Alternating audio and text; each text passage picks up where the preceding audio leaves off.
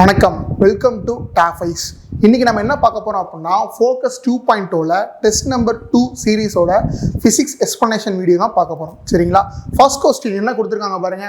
Which of the following situation demonstrates Newton's second law of motion? First என்ன பார்க்குறோம் அப்படின்னாக்கா நியூட்டனோட செகண்ட் லா ஆஃப் மோஷன் கொடுத்து எதை சொல்றதுன்றதை கேட்டிருக்காங்க. கரெக்டுங்களா? Newton second law of motion அப்படின்னா என்னன்னு சொல்லி கேட்டுருக்காங்க. ஃபர்ஸ்ட் கொடுத்துருக்க, அதாவது தமிழ்ல வாசித்து பாருங்களேன். பின்வரும் சூழ்நிலைகளில் எது நியூட்டனின் இரண்டாம் இயக்க விதியை காட்டுகிறது? இரண்டாம் இயக்க விதியை காட்டுகிறது கேள்வி கேட்டிருக்காங்க. சரிங்களா? என்னென்ன எக்ஸாம்பிள் கொடுத்துருக்காங்க? 4 ஆப்ஷன் கொடுத்துருக்காங்க. இந்த 4 ஆப்ஷன்ல இருந்து எது செகண்ட் லா கூடிய எக்ஸாம்பிள் அப்படின்றத நம்ம கண்டுபிடிக்க போறோம். ஃபர்ஸ்ட் நம்மளுக்கு நியூட்டன்ஸோட செகண்ட் லா என்ன சொல்லுதுன்றதை நம்ம தெரிஞ்சிருக்கணும். நியூட்டனோட செகண்ட் லா என்ன சொல்லுது? Force equal to mass into acceleration. அதாவது force equal to mass into acceleration. அந்த கொடுக்கப்பட்ட ஃபோர்ஸ் ஆனது மாஸுக்கு டைரக்ட்லி ப்ரொபோர்ஷனல் ஆகும், ஆக்சலரேஷனுக்கும் டைரக்ட்லி ப்ரொபோர்ஷனலாகவும் இருக்கனால இந்த ஃபார்முலான்றது ஃபார்ம் ஆயிருக்கும். Force equal to mass into acceleration, விசை ஈக்குவல் டு நிறை இன்ட்டு முடுக்கம் அப்படின்னு சொல்லி தமிழில் படிச்சிருப்போம். சரிங்களா? இது என்ன சொல்லுது? Second law. ஃபர்ஸ்ட் மொத்தம் நியூட்டன்ஸில் 3 லா இருக்கும். Law first law, second law, third law. ஃபர்ஸ்ட்ல என்ன சொல்லுவோம் அப்படின்னா, ஒரு பொருள் ஓய்வுலையோ அல்லது இயக்கத்திலேயே இருக்கும்போது நம்ம அதை டிஸ்டர்ப் பண்ணாத வரைக்கும் அது தொடர்ந்து அது பாட்டுக்கே செயல்பட்டுக்கிட்டு இருக்கும். இதை சொல்றது இவரோட ஃபர்ஸ்ட் லா. புரிஞ்சுதா என்ன சொல்றேன்னு? ஃபர்ஸ்ட் லா என்ன சொல்லுது அப்படின்னாக்க, ஒரு பொருள் இயக்கத்திலேயோ அல்லது ஓய்வுலையோ இருக்கு. சரிங்களா? அதை நம்ம டிஸ்டர்ப் பண்ணாத வரைக்கும் அது எப்படி இருந்துகிட்டே இருக்கு? தொடர்ந்து அது இயக்கத்திலேயோ ஓய்வுலையோ இருக்கு. நான் டிஸ்டர்ப் பண்ணிட்டேன் அப்படின்னா அது கொஞ்சம் நிலை தடுமாறும் இல்லையா? இதை பத்தி பேசுறதா என்னது அப்படின்னாக்கா ஃபர்ஸ்ட் லா. சரிங்களா?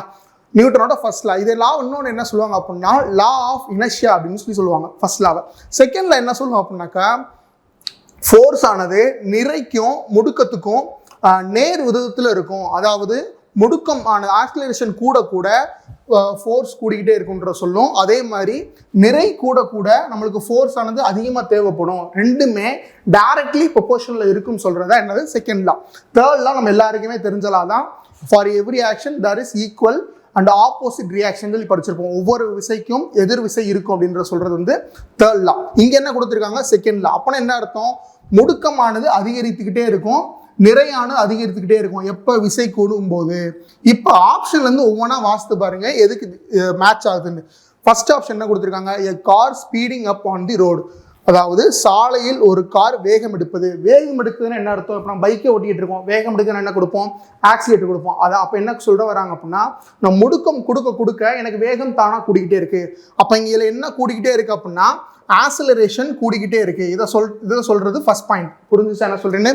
செகண்ட் பாயிண்ட் என்ன சொல்றான் பாருமே, a man standing inside lift. ஒருவர் மனிதர் மின் தூக்கிக்குள் ஒரு மனிதன் நின்று கொண்டிருப்பது. அப்ப அவர் எந்த வேலையுமே செஞ்சிருக்க மாட்டாரு, சும்மா நின்றுட்டு இருந்திருப்பாரு.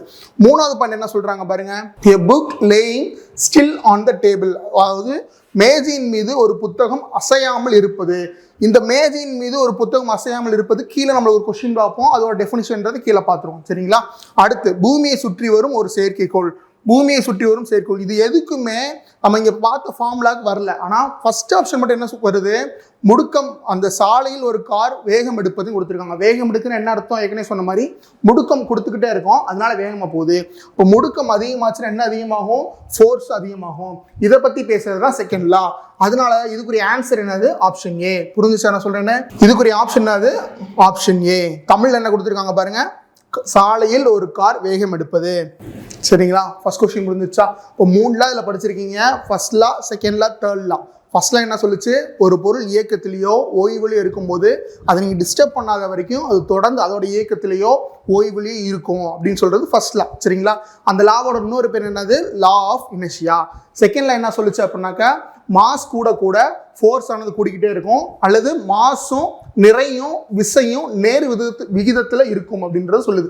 ரெண்டாவது முடுக்கமும் விசையும் நேர் விகிதத்துல இருக்குன்னு சொல்றது என்னன்னா செகண்ட் லா. தேர்ட்ல என்னன்னு படிச்சோம்? For every action there is equal and opposite reaction. இதை சொல்றது தேர்ட் லா. இப்போ நீங்க ஒரு கொஸ்டின் படிக்கும் போது கொஸ்டின் என்ன கேட்டிருக்கான், அப்ப செகண்ட் லா இருக்கு அப்படின்னா மொத்தம் எத்தனை லா இருக்கு? இந்த லாவை சொன்னது யாரு? நியூட்டன் சொல்லியிருக்காரு. அப்ப என்னென்ன எத்தனை லா இருக்கு, என்னென்ன லா சொல்லுது அப்படின்றத டீட்டெயிலா படிச்சீங்க அப்படின்னாலே பிசிக்ஸ் உங்களுக்கு உங்களுக்கு ரொம்ப ஈஸியாக இருக்கும் படிக்கிறதுக்கு. சரிங்களா? இப்போ செகண்ட் கொஸ்டின் போகுமா?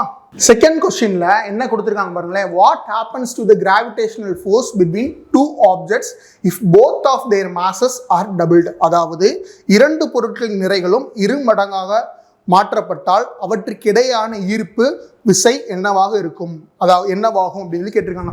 இதுக்கு முன்னாடி நம்மளுக்கு ஒரு கான்செப்ட் தெரிஞ்சிருந்திருக்கணும். அது என்ன கான்செப்ட் அப்படின்னா லா ஆஃப் கிராவிடேஷன். என்ன கான்செப்ட் அப்படின்னாக்கா லா ஆஃப் கிராவிடேஷன், புவியீர்ப்பு விசையின் விதி. புவியீர்ப்பு விசையின் விதி அல்லது இப்போ புவியீர்ப்பு விசையின் விதி அப்படின்னு என்ன சொல்றாங்க அப்படின்னா, இதை சொன்னவர் யாரும் ஃபர்ஸ்ட் தெரிஞ்சுக்கோங்களேன். இதை சொன்னவர் வந்து நியூட்டன் அப்படின்றவர் சொல்லி இருந்திருப்பார். சரிங்களா? ஏற்கனவே ஒரு 3 லா படிச்சோமோ, அதை சொன்னவர் நியூட்டன் தான். இந்த லா ஆஃப் கிராவிடேஷன் படிக்கணும்ல, இதை சொன்னவர் நியூட்டன் தான். சரிங்களா? இப்போ இந்த லா ஆஃப் கிராவிடேஷன் என்ன சொல்லுது அப்படின்னா, இந்த யூனிவர்ஸ்ல இருக்க எல்லா பொருளுமே ஒன்றை ஒன்று ஈர்ப்பு விசையினால ஈர்க்கக்கூடிய தன்மை உடையது அப்படின்னு சொல்லியிருக்கோம். என்ன சொல்லியிருப்பாங்க? இந்த யூனிவர்ஸ்ல இருக்க எல்லா பொருளுமே ஒன்றுக்கு ஒன்று என்ன செய்யணும்னா ஈர்ப்பு விசையினால ஈர்க்கக்கூடிய தன்மை கொண்டது அப்படின்னு சொல்லியிருப்பாங்க லா ஆஃப் கிராவிடேஷன்ல. இதை சொன்னவர் யாரு? நியூட்டன். சரிங்களா? அதை கான்செப்டை வச்சு ஒரு ஃபார்முலா டெரைவ் பண்ணி இருந்திருப்பாங்க. என்ன ஃபார்முலானாக்கா, ஏற்கனவே என்ன சொல்லிட்டோம், இப்போ 2 பிளானட் இருக்குன்னு வச்சுக்கோங்க. சரிங்களா? ஒரு 2 பிளானட் இருக்கு. இங்கே ஒரு பிளானட் இருக்கு, இங்கே ஒரு பிளானட் இருக்கு, இங்கே ஒரு பிளானட் இருக்குன்னு வச்சுக்கோங்க. ஒன்றை ஒன்று ஈர்க்கக்கூடியதுன்னு பார்த்துட்டோம். அப்படின்னா இந்த பிளானட்டும் இந்த பிளானட்டை ஈர்க்கிறதுக்காண்டி ஒரு விசை கொடுக்கும், இந்த பிளானட்டும் இந்த பிளானட்டை ஈர்க்கிறதுக்காண்டி இதுல இருந்து ஒரு விசை கொடுக்கும். புரிஞ்சுக்க முடியுது என்ன சொல்றேன்னு? ரெண்டுமே என்ன செஞ்சுக்கிட்டே இருக்கும் அப்படின்னா, இதுவும் ஒரு விசை கொடுத்து அந்த பிளானட் கிட்ட கொண்டு வர பார்க்கும், இதுவும் ஒரு விசை கொடுத்து இந்த பிளானட் கிட்ட கொண்டு வர பார்க்கும். சரிங்களா?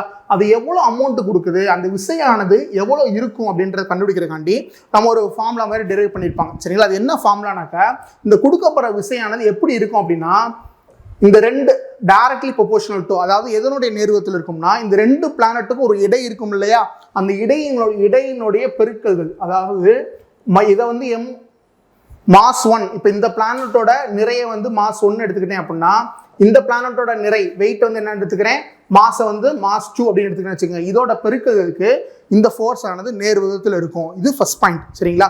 ஃபர்ஸ்ட் லா ஆஃப் கிராவிடேஷன் யார் சொன்னா? நியூட்டன் சொல்லி இருந்திருப்பாரு.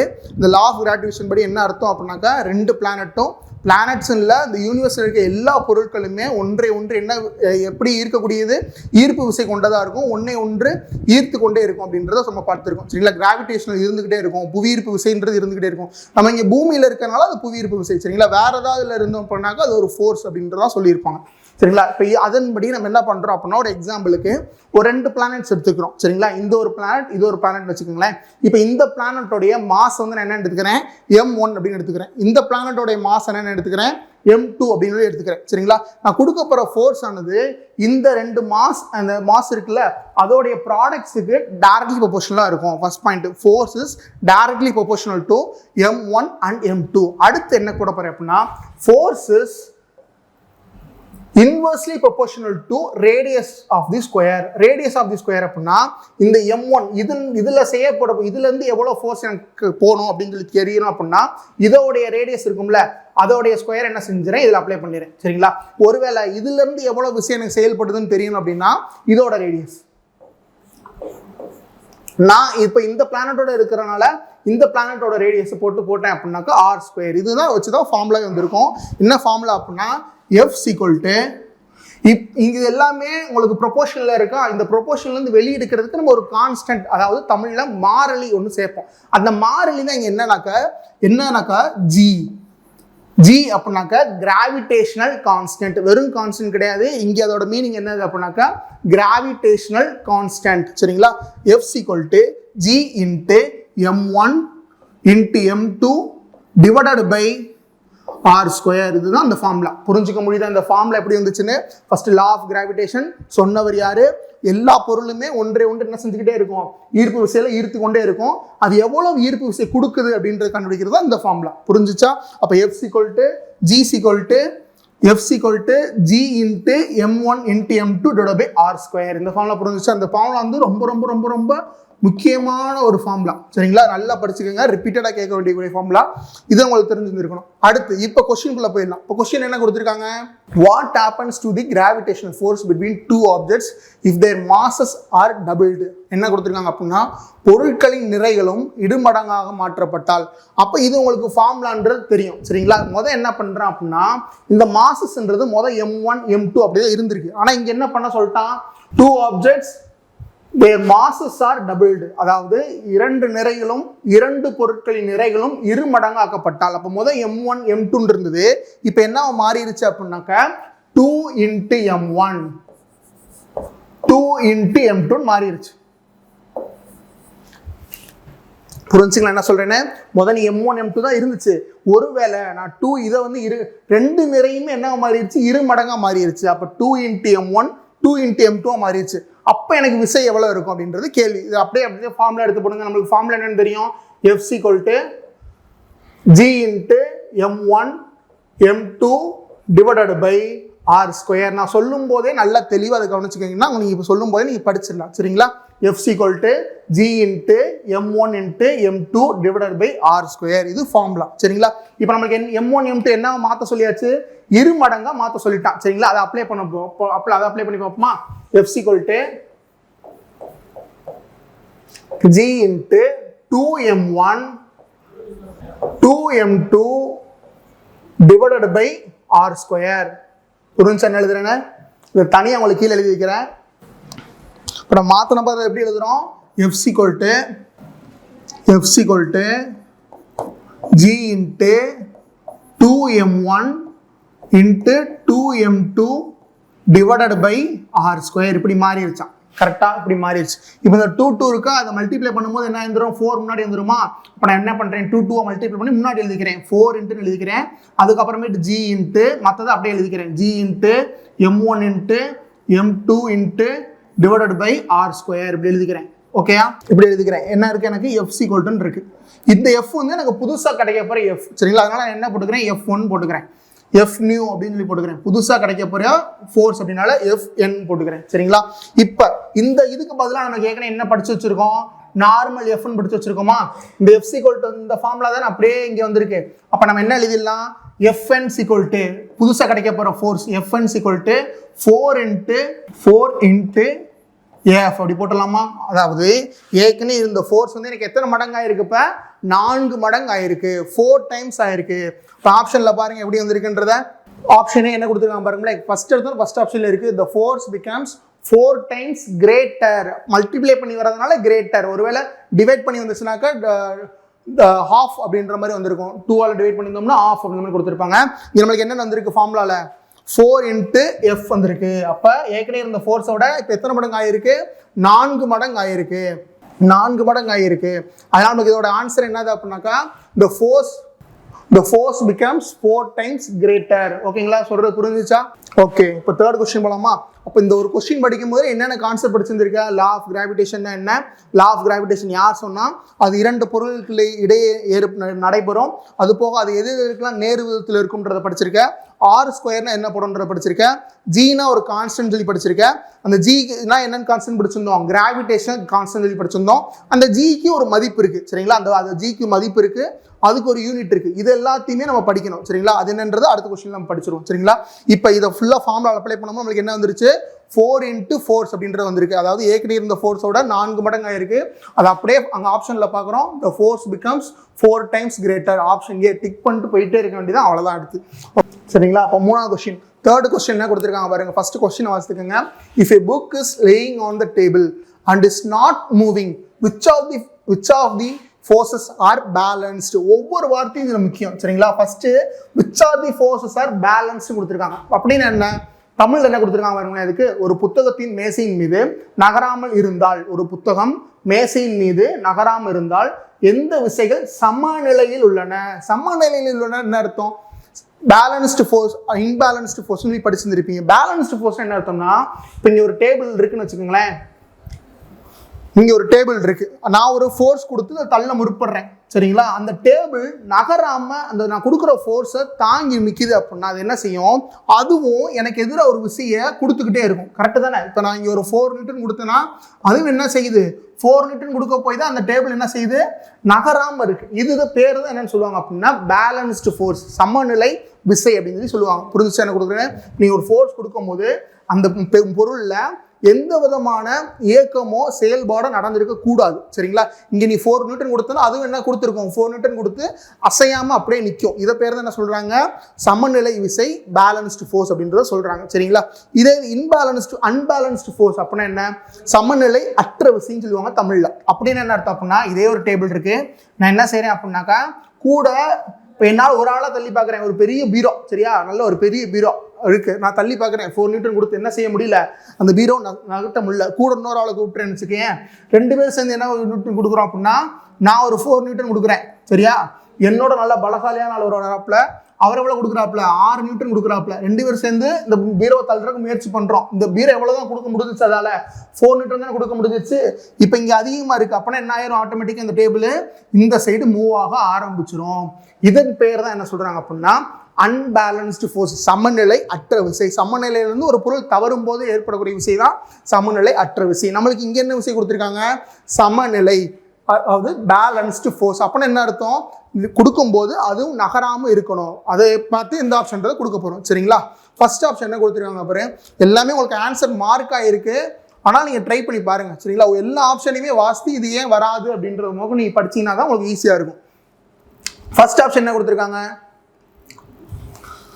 Wait of the book and normal reaction by the table. அதாவது புக்கோட வெயிட்டும் அந்த டேபிள்லேருந்து வர ரியாக்ஷன் எப்படி இருக்குது, நார்மலாக இருக்குது. புத்தகத்தின் இடை மற்றும் மேசையின் செங்குத்து விசை. மேசையின் புத்தகம்ன்றது அந்த மேசையின் மேலே வச்சுருப்போமா, இப்போ தான் ஒரு மேசைனா இதன் மேலே தான் என்ன செஞ்சுருப்போம், ஒரு புக்குன்றது வச்சுருப்போம், கரெக்டாக. அப்போ இது இந்த ஃபோர்ஸ் எப்படி கொடுக்கும், இப்படி செங்குத்தாக தானே கொடுக்கும், பெர்பெண்டிகுலராக தானே கொடுக்கும். சரிங்களா? ஒருவேளை இங்கே ஒரு புக் இருக்குனாக்கா, இப்போ இந்த புக்கு கீழே விழுகாமல் இருக்குது, இந்த டேபிள் என்ன செய்யுது, இங்கேருந்து ஒரு விசை கொடுக்குது, அப்படிதானே. அப்போ அது ரெண்டுமே நார்மலாக இருக்குது, சமநிலையில் இருக்குது அப்படின்னால ஃபர்ஸ்ட் ஆப்ஷன்றது மார்க் பண்ணியிருக்காங்க. ஏன் அடுத்தடுத்த ஆப்ஷன்லாம் வராது அப்படின்றத பாருமே, only the weight of the book acts.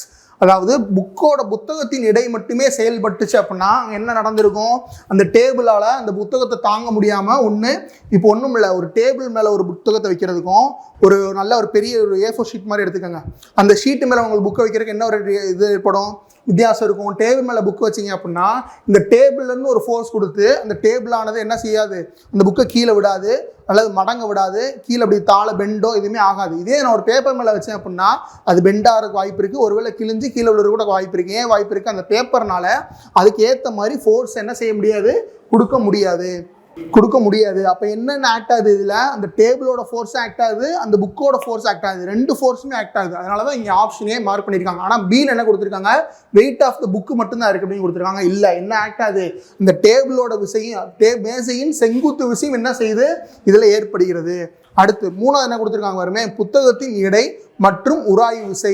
தமிழில் இங்கிலீஷ் என்ன கொடுத்துருக்காங்க பாரு, ஃப்ரிக்ஷன் கொடுத்துருக்காங்க. இந்த ஃப்ரிக்ஷன்றது எப்போ ஏற்படும், ஒரு பொருள் மூவிங்கில் இருந்தால் தான் ஏற்படும். ஆனால் நமக்கு இங்கே தெளிவாக என்ன சொல்லிட்டான், லேயிங்னா அசையாமல் இருக்குன்னு சொல்லி அர்த்தம். சரிங்களா? என்ன கொடுத்துட்டான், நகராமல் இருந்தால், நகர்ந்தாதான் இந்த உராய்வுன்றதே ஏற்படும். அப்படிதானே, நகர்ந்தாதான் இந்த உராய்வுன்றதுக்கே நம்ம உள்ளே போகணும். அங்கே நகராமல் இருக்குன்றப்ப இந்த உராய்வுன்றதுக்கு நம்ம உள்ளே போகவே தேவையில்லை. அப்போ இதில் புத்தகத்தின் இடைன்னு வந்திருக்கணும். இன்னொன்று என்ன சொன்னோம், மேசையின் இடைன்னு வந்திருந்தா அது கரெக்ட். ஆனால் இல்லை. அது அடுத்து செங்குத்து விசை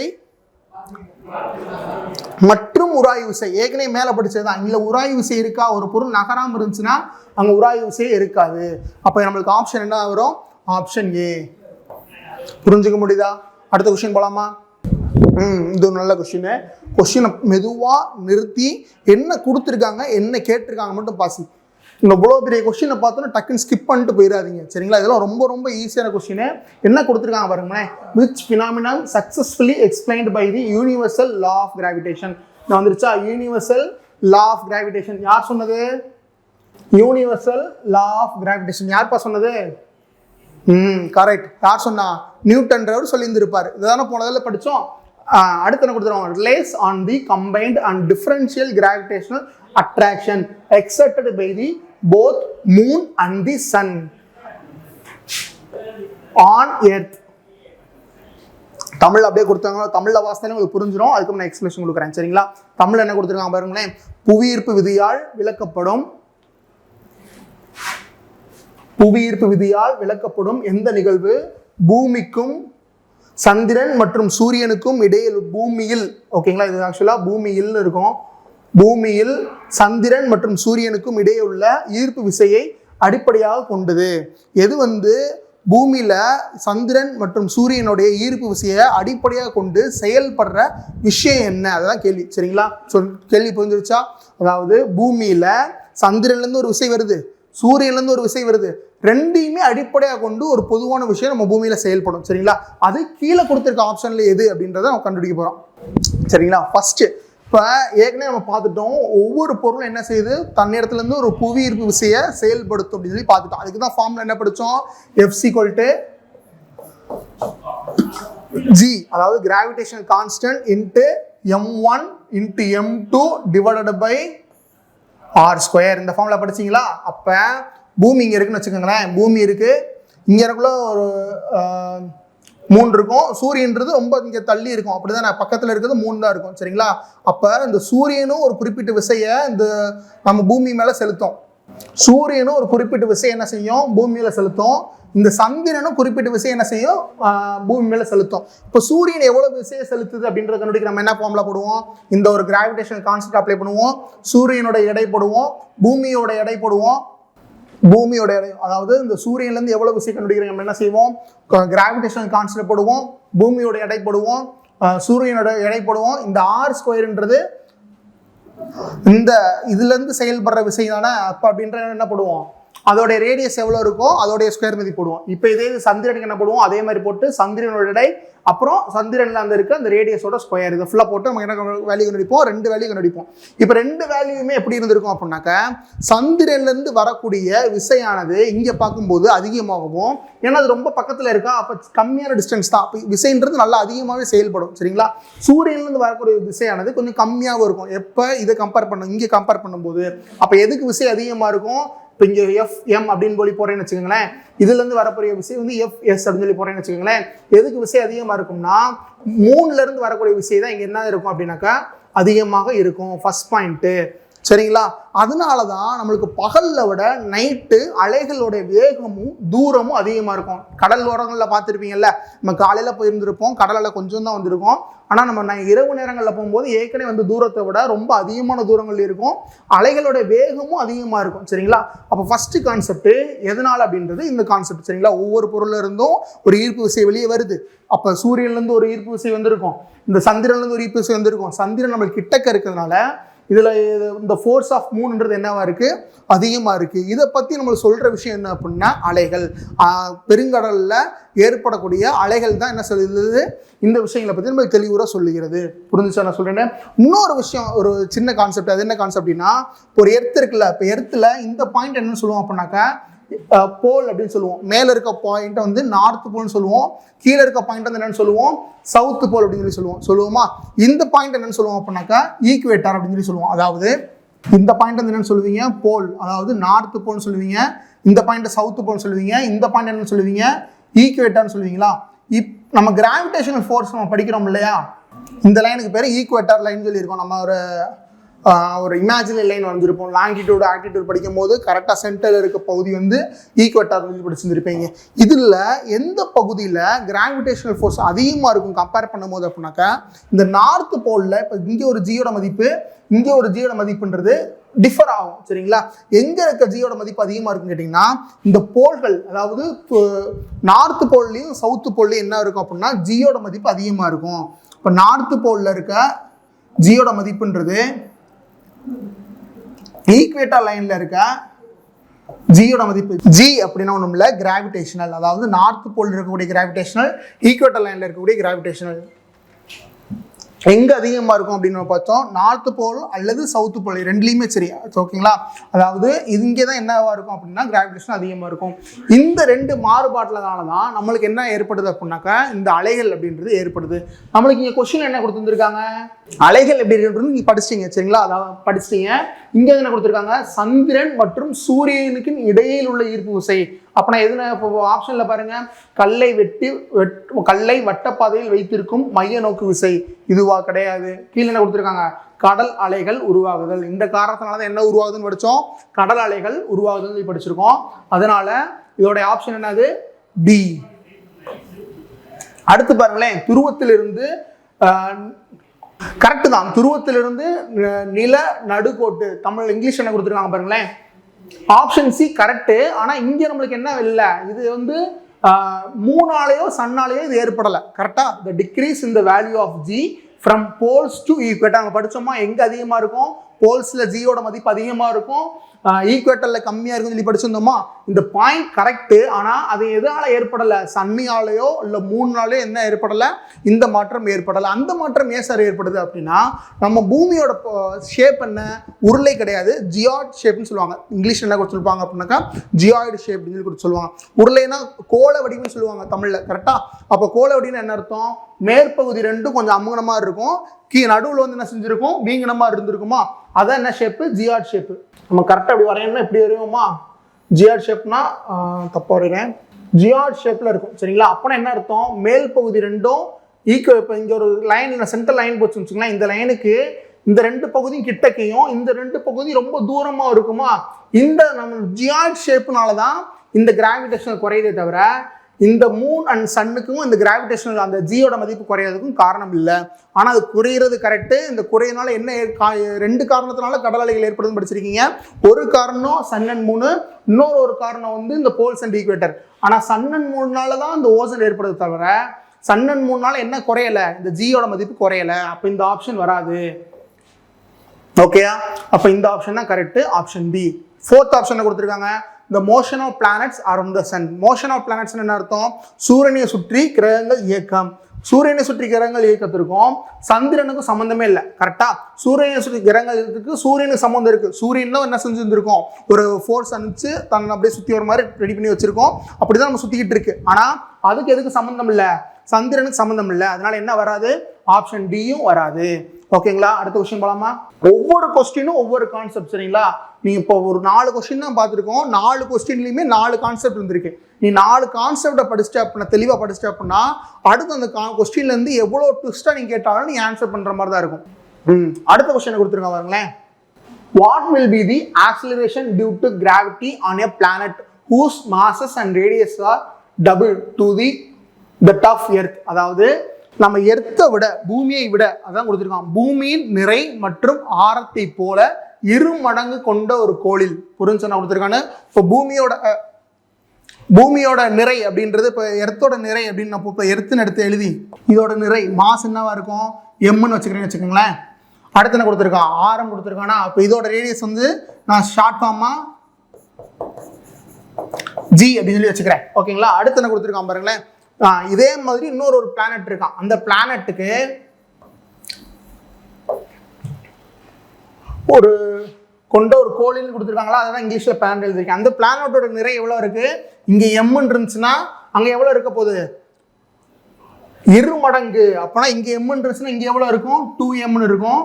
இங்க ஆரம், இங்க ரேடியஸ் வந்து 6 இருந்துச்சுன்னா அங்க எவ்வளவு இருக்கும், 2r அப்படின்னு இருக்கும். கரெக்டா, இப்படி இருக்கும்போது அதனுடைய ஜி மதிப்பு என்ன, அதோடைய கிராவிட்டி மதிப்பு என்ன, ஏற்கனவே நம்ம ஃபார்முலா படிச்சிருக்கோமா, என்ன ஃபார்முலா படிச்சிருக்கோம், அந்த ஏற்படக்கூடிய விசை சொல்லி படிச்சோமா. அப்போ பூமியில ஏற்பட்டுச்சுன்னா அது கிராவிடேஷனல் ஃபோர்ஸ் நம்ம படிச்சிருக்கோம். அப்படியே எழுதிக்கலாம், ஜி ஈக்குவல் டு நம்மளுக்கு என்ன formula, G into m1 into m2 divided by r square. இதான் நம்மளுக்கு ஃபார்முலா. இங்க நம்மளுக்கு என்ன போடுவோம் அப்படின்னா வெறும் G into m1 divided by r square மட்டும்தான் போடுவோம். சரிங்களா, ஏன் அந்த m2 விடுறோம் அப்படின்னா 2 கோள்களுக்கு நம்ம கம்பேர் பண்ணும்போது என்ன செஞ்சிருக்கலாம், இந்த கோள்களோட எடையும் இந்த கோளோட எடையும் போடலாம். இங்க நம்மளுக்கு ஒரு கோள் தான். அப்போ பூமியிலேருந்து எவ்வளவு விசை வரப்போகுதுன்ற மட்டும் தான் கண்டுபிடிக்க போறேன். அதனால பூமியோட எடை, பூமியோட ரேடியஸ் எவ்வளவு, அதை மட்டும் போட்டு கண்டுபிடிச்சா போதும். அப்படி போடும்போது எனக்கு என்ன வந்திருக்கும், இப்போ m1 போட்டேன்னாக்கா இங்கே ஆர் ஸ்கொயர் போட்டால் எனக்கு என்ன மதிப்பு வந்திருக்கும், ஒரு ஜின்ற மதிப்பு வந்திருக்கும். இதே இது வந்து எர்த்துக்கு நான் கிராவிடேஷனல் ஃபோர்ஸ் கண்டுபிடிக்கும்போது என்ன போட்டால் போதும், இந்த g equal to G into m1 divided by r square. இதை மட்டும் போட்டால் போதும், நான் கண்டுபிடிச்சிருவேன். ஆனால் நம்ம இப்போ புதுசாக ஒரு பிளானட் போகிறோம்ல, அது கண்டுபிடிக்கும் போது என்ன ஆயிருது, எனக்கு இந்த பிளானட்டோட கிராவிடேஷனல் ஃபோர்ஸ் எனக்கு என்னன்னு தெரியாது. அதனால என்னன்னு வச்சுக்கிறேன்னா இப்போ ஜிபி அப்படின்னு சொல்லி வச்சுக்கிறேன். சரிங்களா, இதை என்ன எழுதிக்கிறேன் அப்படின்னா ஜிஇ, அதாவது கிராவிடேஷனல் ஆன் எர்த் அப்படின்ற நோட் பண்றதுக்காண்டி ஜிஇ அப்படின்னு சொல்லி வச்சுக்கிறேன். இந்த கான்செப்ட்லாம் ரொம்ப ரொம்ப சின்ன கான்செப்ட், புரியுற மாதிரி தான் இருக்கும். ஒரே ஒன்று தான் கொஸ்டின் என்ன கொடுத்துருக்கான், நிறையும் ஆரமும் 2 மடங்கு ஆயிருக்கு. சரிங்களா, அப்போ நிறை நான் என்னென்ன எடுத்துக்கிறேன், எம்னு எடுத்துக்கிறேன். இங்கே என்ன மாறிடுச்சு, எனக்கு 2 மடங்கா மாறிடுச்சு. அதனால 2m. இங்கே என்ன இருக்குது ஆர்ன்னு இருக்குது, இங்கே என்ன மாறிடுச்சு எனக்கு 2r. அப்படியே ஃபார்முலாவில் போடுறேன். GE கிராவிடேஷனல் ஆன் எர்த் அப்படின்னு போடும்போது எனக்கு என்ன வந்துடும், G கிராவிடேஷனல் கான்ஸ்டன்ட்டு m1/r². ஏன் m2ன்றதை போடலன்றதை நான் சொல்லிட்டேன். ரீசன் சொல்லியாச்சு. அதே மாதிரி நான் அந்த புதுசாக ஒரு பிளானட் ரெடி பண்ணிட்டு இருக்கேன் பார்த்தீங்களா, இதுக்கு நான் ஃபார்முலா போடும்போது இப்போ GPC கூட என்னன்னு போடுவேன், அந்த கிராவிடேஷனல் ஃபோர்ஸு இதோட எனக்கு மாஸ் என்னவாயிருச்சு 2 × m ஆயிருச்சு, டிவைடட் பை ஆர் என்னவாயிருச்சு அப்படின்னாக்கா 2r மாறிடுச்சு. அப்போ ஹோல் ஸ்கொயர் பண்ணும்போது தி ஹோல் ஸ்கொயர் அப்படி சொல்லி வந்துடும். கரெக்டா? அப்போ இதை சிம்பிளிஃபை பண்ணோம்னா எனக்கு என்ன வந்துடும், இந்த 2 முன்னாடி எழுதிக்கிறேன், டிவைடட் பை G × m. இதை ஸ்கொயர் பண்ணோம்னா 2 ஸ்கொயர் பண்ணணும், இந்த r ஸ்கொயர் பண்ணணும். அப்படி தான் 2 ஸ்கொயர் பண்ணால் 4r² அப்படின்னு வருமா. இப்போ இதை அடி கொடுத்தோம் அப்படின்னா இங்கே 2 மதிப்பு வரும். அதாவது இந்த GP = gm divided by 2r² வருது. கரெக்டா ஃபார்முலா.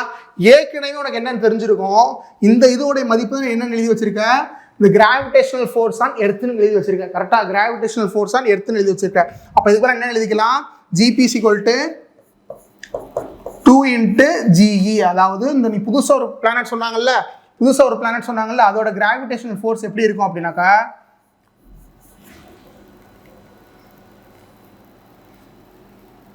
இதுக்கு மேலே ஜின்னு எழுதுனா 1/2 அப்படியே வந்துடும்.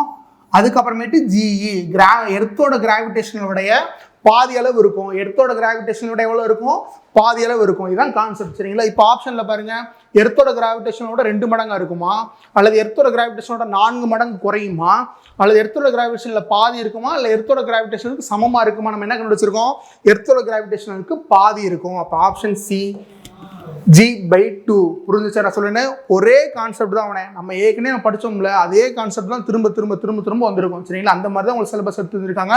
ஈஸியாக கவர் பண்ணுற மாதிரி தான் இருக்கும். ஒரே கான்செப்ட் தான். இந்த ஃபார்முலா படிக்க போகிறேன், இதில் அப்ளை பண்ண போகிறேன். சரிங்களா? இங்கே எம்ன்னு இருக்குது, இங்கே 2m மாறிடுச்சு, இங்கே ஆர்ன்னு இருக்குது 2r மாறிடுச்சு. அப்படியே 2 ஃபார்முலா அப்ளை பண்ணுறேன்.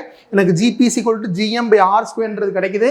இந்த gm/r² போல என்ன போட்டுறேன் அப்படின்னாக்கா ½ × GE போட்டுறேன். புரிஞ்சுச்சா என்ன சொல்கிறேன்னு? ஓகே, அடுத்த கொஸ்டின் போயிடலாமா?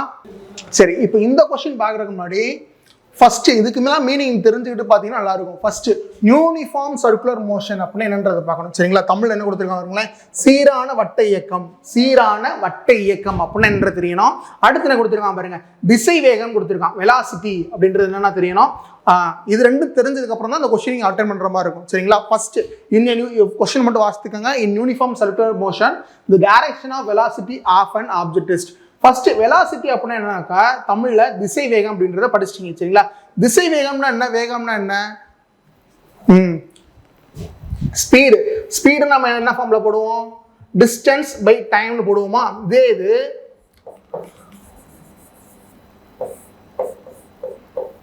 டிஸ்டன்ஸ் பை டைம்னு போடுவீங்களா. இதே இது வெலாசிட்டின்னு என்ன ஃபார்ம்ல போடுவீங்க, டிஸ்பிளேஸ்மெண்ட் பை டைம்னு போடுவீங்க. அதாவது தமிழ்ல திசை வேகம் = இடப்பெயர்ச்சி பை நேரம்.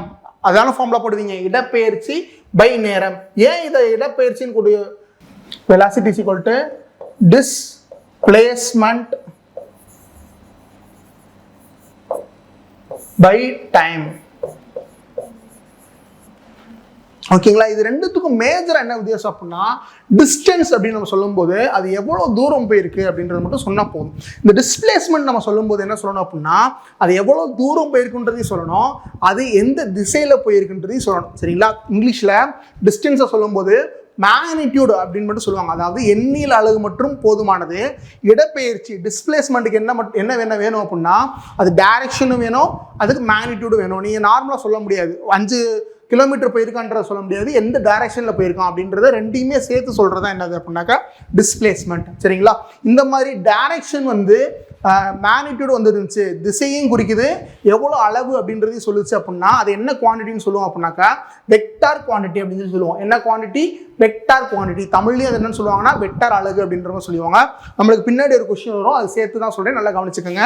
இதே இது வெறும் நம்மளுக்கு எண்ணியல் அலகு மட்டும் கொடுத்துருக்கு, வெறும் நம்பரோட அலகு மட்டும் கொடுத்துருக்கு, மதிப்பு மட்டும் கொடுக்குது அப்படின்னா அது என்னன்னு சொல்லுவோம் அப்படின்னாக்கா ஸ்கேலார் குவான்டிட்டி அப்படின்னு சொல்லுவோம். என்னன்னு சொல்லுவோம் அப்படின்னாக்கா ஸ்கேலார் குவான்டிட்டி அப்படின்னு சொல்லுவோம். தமிழ்ல ஸ்கேலார் அலகு அப்படின்னு சொல்லுவாங்க. சரிங்களா? அப்ப ஸ்பீடுன்றது ஒரு ஸ்கேலார் குவான்டிட்டி. சரிங்களா? வெலாசிட்டி அப்படின்றது ஒரு வெக்டார் குவான்டிட்டி. புரிஞ்சு என்ன சொல்றேன்? ஸ்பீடுன்றது ஒரு ஸ்கேலார் குவான்டிட்டி, வெலாசிட்டின்றது ஒரு வெக்டார் குவான்டிட்டி. ஸ்கேலார் குவான்டிட்டி என்ன மட்டும்தான் இருக்கும்? வெறும் மேக்னிடியூட் மட்டும்தான் இருக்கும். மேக்னிடியூட்னு என்ன அர்த்தம்? வெறும் எண் மதிப்பு மட்டும்தான் இருக்கும்.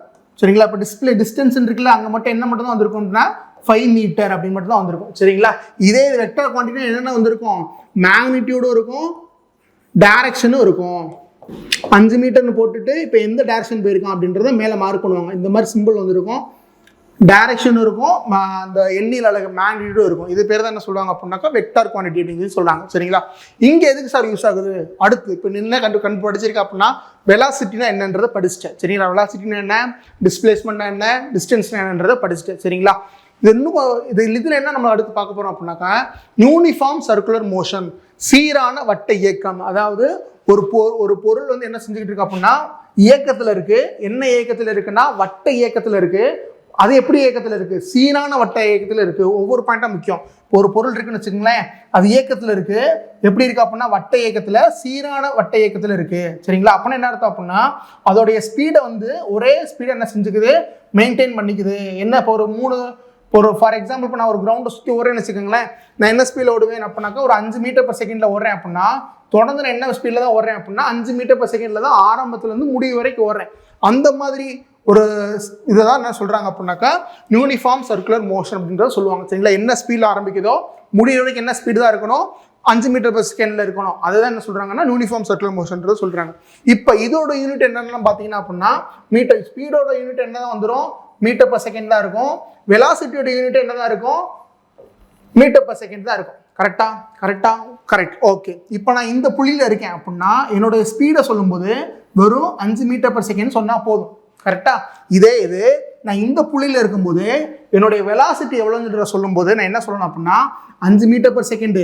அதுக்கப்புறமேட்டு என்னுடைய டைரக்ஷன் சொல்லணும். இப்போ டைரக்ஷன் வந்து எதை நோக்கி ஓடிக்கிட்டு இருந்திருப்பேன்? இந்த புள்ளியில் பார்க்கும்போது இதை நோக்கி ஓடிக்கிட்டு இருந்திருப்பேன். அப்படிதான் அடுத்து என்னுடைய டைரக்ஷன் மாறி இருக்கும். ஒவ்வொரு புள்ளிக்கு எனக்கு என்ன மாறுபடுது அப்படின்னாக்கா என்னுடைய டைரக்ஷன்றது மாறுபடுது. இதை பார்க்கும்போது நம்ம மேக்ஸ்ல எப்படி இருந்தது? தொடுகோடுன்னு ஒன்று படிப்போம் பார்த்தீங்களா? அது மாதிரி இருக்கா? இப்போ இந்த டைரக்ஷன் தான் இந்த வெலாசிட்டி நான் பார்க்குறேன் அப்படின்னா இந்த புள்ளியில் என்னோட வெலாசிட்டி பார்க்குறேன் எவ்வளவு? 5 மீட்டர் per செகண்ட். இது எந்த டைரக்ஷன் நோக்கி போகுது? இந்த டைரக்ஷன் நோக்கி போகுது. கரெக்டா? அதே மாதிரி இப்போ இங்கே கூட வச்சு பார்க்குறேன். இப்போ இதோட இங்கே என்னோட ஸ்பீட் எவ்வளோதான் இருக்கும்? 5 மீட்டர் per செகண்ட் தான் இருக்கும். என்னோட வெலாசிட்டி எவ்வளோன்றதை பார்க்குறேன். ஆனால் இதோட டைரக்ஷன் எப்படி இருக்கும்? இந்த நோக்கி போகும். கரெக்டாக சொல்றது? அப்போ நம்ம எந்த புள்ளியில பார்த்தாலும் என்னுடைய டைரக்ஷன்றது எப்படி இருக்கும்? ஒரு தொடுகோடு மாதிரி போகும். சரிங்களா? அதாவது இங்கிலீஷ்ல என்ன சொல்லுவாங்க அப்படின்னா tangential to the circular path. ஓகேங்களா? என்ன சொல்றேன்னு வட்டப்பாதைக்கு தொடுகோடு திசையில் இருக்கும். ஓகேங்களா? என்ன சொல்றேன்னு வட்டப்பாதைக்கு தொடுகோடு திசையில் இருக்கும். இப்போ இந்த ஒரு கொஸ்டின்ல இருந்து என்ன கத்துக்கிட்ட அப்படின்னா வெலாசிட்டின்னு என்னன்னு கத்துக்கிட்ட, ஸ்பீடு கத்துக்கிட்ட, வெலாசிட்டியோட ஃபார்முலான்னு பார்த்தாச்சு, ஸ்பீடோட யூனிட், வெலாசிட்டியோட யூனிட், ஸ்கேலார் குவான்டிட்டினா என்ன, வெக்டர் குவான்டிட்டினா என்னன்றது பார்த்தாச்சு, யூனிஃபார்ம் சர்க்குலர் மோஷன் அதாவது சீரான வட்ட இயக்கம் அப்படின்னா பார்த்தாச்சு. ஒரே ஸ்பீடில் சுற்றிக்கிட்டே இருக்கான். சரிங்களா? அவ்வளோதான் சீரான வட்ட இயக்கம்னால என்ன அர்த்தம்? இப்போ இந்த புள்ளியில் எடுக்கும்போது 5 மீட்டர் per செகண்ட் இருந்திருக்கு. இந்த புள்ளியில் எடுக்கும்போது நான் வெலாசிட்டி பார்க்கும்போது என்ன பார்க்கணும்? ஸ்பீடும் பார்க்கணும், அந்த டைரக்ஷன் பார்க்கணும். அப்போ டைரக்ஷன் பார்க்கும்போது இங்கே நம்மள பார்க்கும்போது என்ன போச்சு? எப்படி ஒரு போச்சு? இதுக்கு நேராக போச்சு ஒரு லைனு. இப்போ இங்கே பார்க்கும்போது இதுக்கு லைனாக போகுது. அப்போ ஒரு வட்டத்துக்கு நான் போடுற அந்த புள்ளி ஃபுல்லாக எப்படி இருக்குது? ஒரு தொடுகோடு மாதிரி போகிறேன்ல, அது என்ன சொல்கிறாங்க அப்படின்னா tangential to the circular path அப்படின்றத சொல்கிறாங்க. புரிஞ்சுச்சா நான் சொல்கிறேன்னு? ஓகே. அடுத்த கொஸ்டின் போமா? அடுத்த கொஸ்டின் என்ன கொடுத்துருங்க பாருங்களேன். வெலாசிட்டி டைம் ஒரு கிராஃப் போடணுமா? எதுக்கு கிராஃப் போடணும்? வெலாசிட்டிக்கும் டைமுக்கும் ஒரு கிராஃப் போடணுமா? சரி, போட்டுருவோம். அடுத்து நான் கொடுத்துருக்கான் particle moving with uniform acceleration. மேல என்ன பார்த்தேன்? யூனிஃபார்ம் சர்க்குலர் மோஷன்றதை பார்த்தேன். இங்க என்ன கொடுத்துருக்கான் பாருங்களேன், தமிழ்ல சீரான முடுக்கம். அதுதான் என்ன சொல்றாங்க அப்படின்னா யூனிஃபார்ம் ஆக்ஸலரேஷன். சீரான முடுக்கம் அப்படின்னா என்ன பார்த்துருவோம். தமிழ்ல அதோட கொஸ்டின் வாசித்துக்க. சீரான முடுக்கத்துடன் நகரும் ஒரு துகளின் திசைவேகம் மற்றும் கால வரைபடம் எவ்வாறு இருக்கும்? அதாவது ஃபர்ஸ்ட் யூனிஃபார்ம் ஆக்ஸலரேஷன் அப்படின்னா என்னன்றதை பார்த்துக்கணும். அதாவது யூனிஃபார்ம் ஆக்ஸலரேஷன் என்ன அர்த்தம்?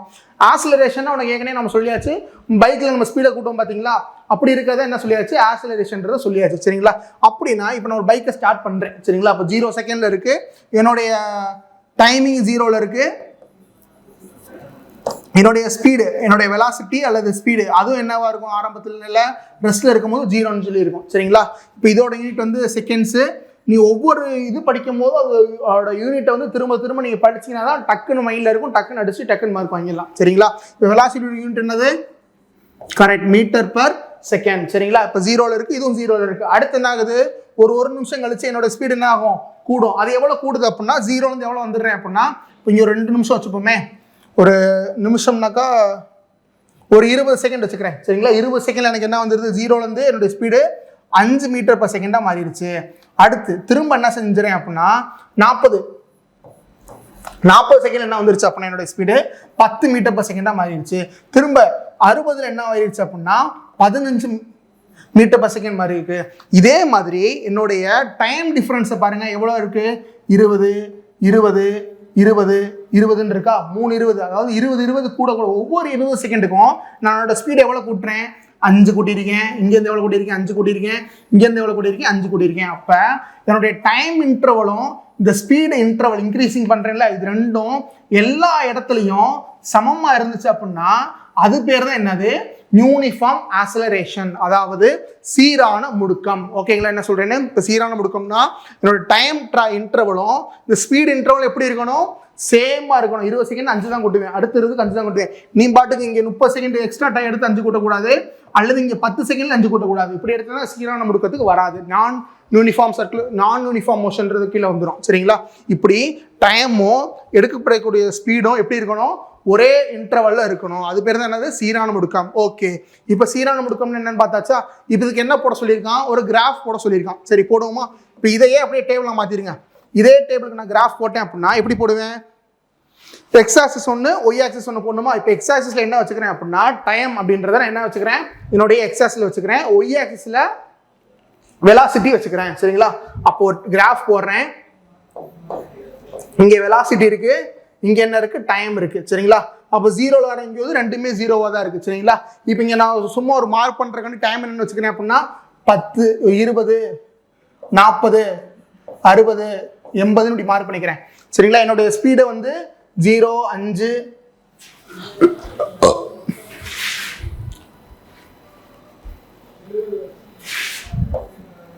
0 இந்த பாயிண்ட் தான் 0. கரெக்டா? இந்த பாயிண்ட் தான் 0 0 5 10 15 20 இப்படி மார்க் பண்ணிக்கிறேன். வச்சுக்கோங்களேன். ஃபர்ஸ்ட் பாயிண்ட் ரெண்டையுமே எங்க மார்க் பண்ணிடுவேன்? இங்க மார்க் பண்ணிடுவேன். அடுத்து என்ன கொடுத்துருக்கேன்? 20க்கு எவ்வளவு போயிருக்கேன்? 5 போயிருக்கேன். இப்போ 20க்கு 5னா இங்க மார்க் பண்ணிடுவேன். அடுத்து மூணாவது என்ன போயிருக்கேன்? 40க்கு 10 போயிருக்கேன். 40க்கு 10னா எங்க மார்க் பண்ணுவேன்? இங்க எவ்வளவு மார்க் பண்ணிடுவேன். சரிங்களா? அடுத்து எவ்வளவு போயிருக்கேன்? 60க்கு 15 60க்கு 15. அப்போ எங்க போயிருக்கேன்? இங்க போயிருக்கேன். அப்போ இதோட லைனை ஃபுல்லா கனெக்ட் பண்ணி பாருங்களேன். எப்படி இருக்கு? ஒரு ஸ்ட்ரெயிட் லைனா இருக்கு. எப்படி இருக்கு? ஒரு நேர்கோடா இருக்கு. ஃபர்ஸ்ட் பாயிண்ட் எப்படி இருக்கு? நேர்கோடா இருக்கு. இப்படி வளைஞ்சு கிளஞ்சலாம் இல்லை. கரெக்டா? எப்படி இருக்கு? நேர்கோடா தான் வருது. அடுத்து என்ன எப்படி இருக்கு? அது நேர்கோடா இருக்கா? எதுக்கு இன்க்ளைண்டா இருக்கு? ஒன்று என்னுடைய வெலாசிட்டிக்கு இன்க்ளைண்டா இருக்கணும், அல்லது டைம்ல இருந்து எவ்வளவு ஆங்கிள் இருக்குன்றதை நான் மெஷர் பண்ணிக்கலாம். அப்படிதானே? அதாவது அதான் என்ன கொடுத்துருக்கோம் அப்படின்னா கால அச்சுக்கு சாய்ந்த ஒரு நேர்கோடு, ஸ்ட்ரைட் லைன். ஃபர்ஸ்ட் வந்துருச்சா? ஸ்ட்ரைட் லைன் வந்துருச்சு. Inclined to time axis. Time ஆக்சிஸ்ல இருந்து கொஞ்சம் சாய்வா இருக்கு. டைம் ஆக்சிஸ்ன்றது கரெக்டா 180 டிகிரில இருக்கு. இது கொஞ்சம் டிகிரி என்ன செஞ்சிருந்திருக்கு? சாய்வா இருக்கு. இதுதான் என்ன சொல்லியிருக்காங்க அப்படின்னா straight line incline to time axis, கால அச்சுக்கு சாய்ந்த ஒரு நேர்கோடு. ஆப்ஷன் என்னது? சி. ஓகேங்களா? இப்போ இந்த கொஸ்டின் நீ என்ன கத்துக்கிட்ட? வெலாசிட்டியும் டைமுக்கும் கிராஃப் கூட கத்துக்கிட்ட. அதுக்கப்புறம் முக்கியமாக ஒன்று கத்துக்கிட்டீங்க. என்ன கத்துக்கிட்டீங்க? யூனிஃபார்ம் ஆக்சலரேஷன் அப்படின்னா கத்துக்கிட்டீங்க. சரிங்களா?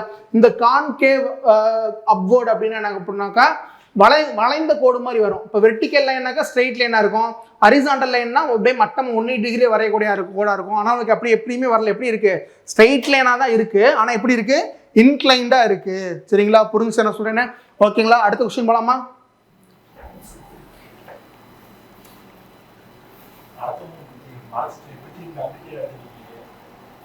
கேமரா பார்க்க மாட்டேன்றீங்களா?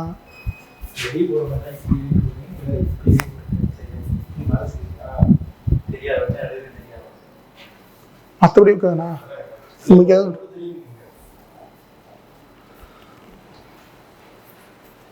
அடுத்து a body of mass m experience the அடுத்த கொஸ்டின் வாசிங்க. experience the force F producing acceleration A. சரிங்களா? if same force act on the body of mass 2m, முதல் எப்படி ஆக்ட் ஆயிருக்கு? mன்ற நிறை கொண்ட ஒரு பொருள் ஆக்ட் ஆயிருக்கு. திரும்ப அடுத்து என்ன ஆக்ட் ஆக போதான்? 2m என்கிற நிறை கொண்ட ஒரு பொருள் ஆக்ட் ஆயிருக்கு. அப்பனா என்ன அர்த்தம்? முதல் ஒரு 10 கிலோ ஆக்ட் ஆச்சுன்னா இப்போ வந்து ஒரு 20 கிலோ அப்படி ஆக்ட் ஆகுதுன்ற மாதிரி அர்த்தம். சரிங்களா? இதுல அப்படியே வாசிங்க இந்த கொஸ்டின் தமிழ்ல ஒரு தடவை. m என்ற நிறை கொண்ட ஒரு பொருள் EF விசையினால் a முடுக்கத்தை பெறுகிறது. ஓகேங்களா? அப்ப நம்மளுக்கு இதுல ஒரு ஃபார்முலா தெரிஞ்சிருக்கும். என்ன ஃபார்முலா? நம்ம கிராவிடேஷனல் ஃபோர்ஸ் செகண்ட் லால ஒரு ஃபார்முலா படிச்சோம்ல, ஞாபகம் இருக்கா? என்ன ஃபார்முலா? F அதேதான், F மாஸ் இன்டு ஆக்சலரேஷன். ஒரு ஃபார்முலா படிச்சீங்க, ஞாபகம் இருக்கா? விசையானது நிறைக்கும் முடுக்கத்திற்கும் நேர் விதத்தில் இருக்கும் சொல்லி இந்த ஃபார்முலா டெரைவ் பண்ணியிருப்போம். சரிங்களா?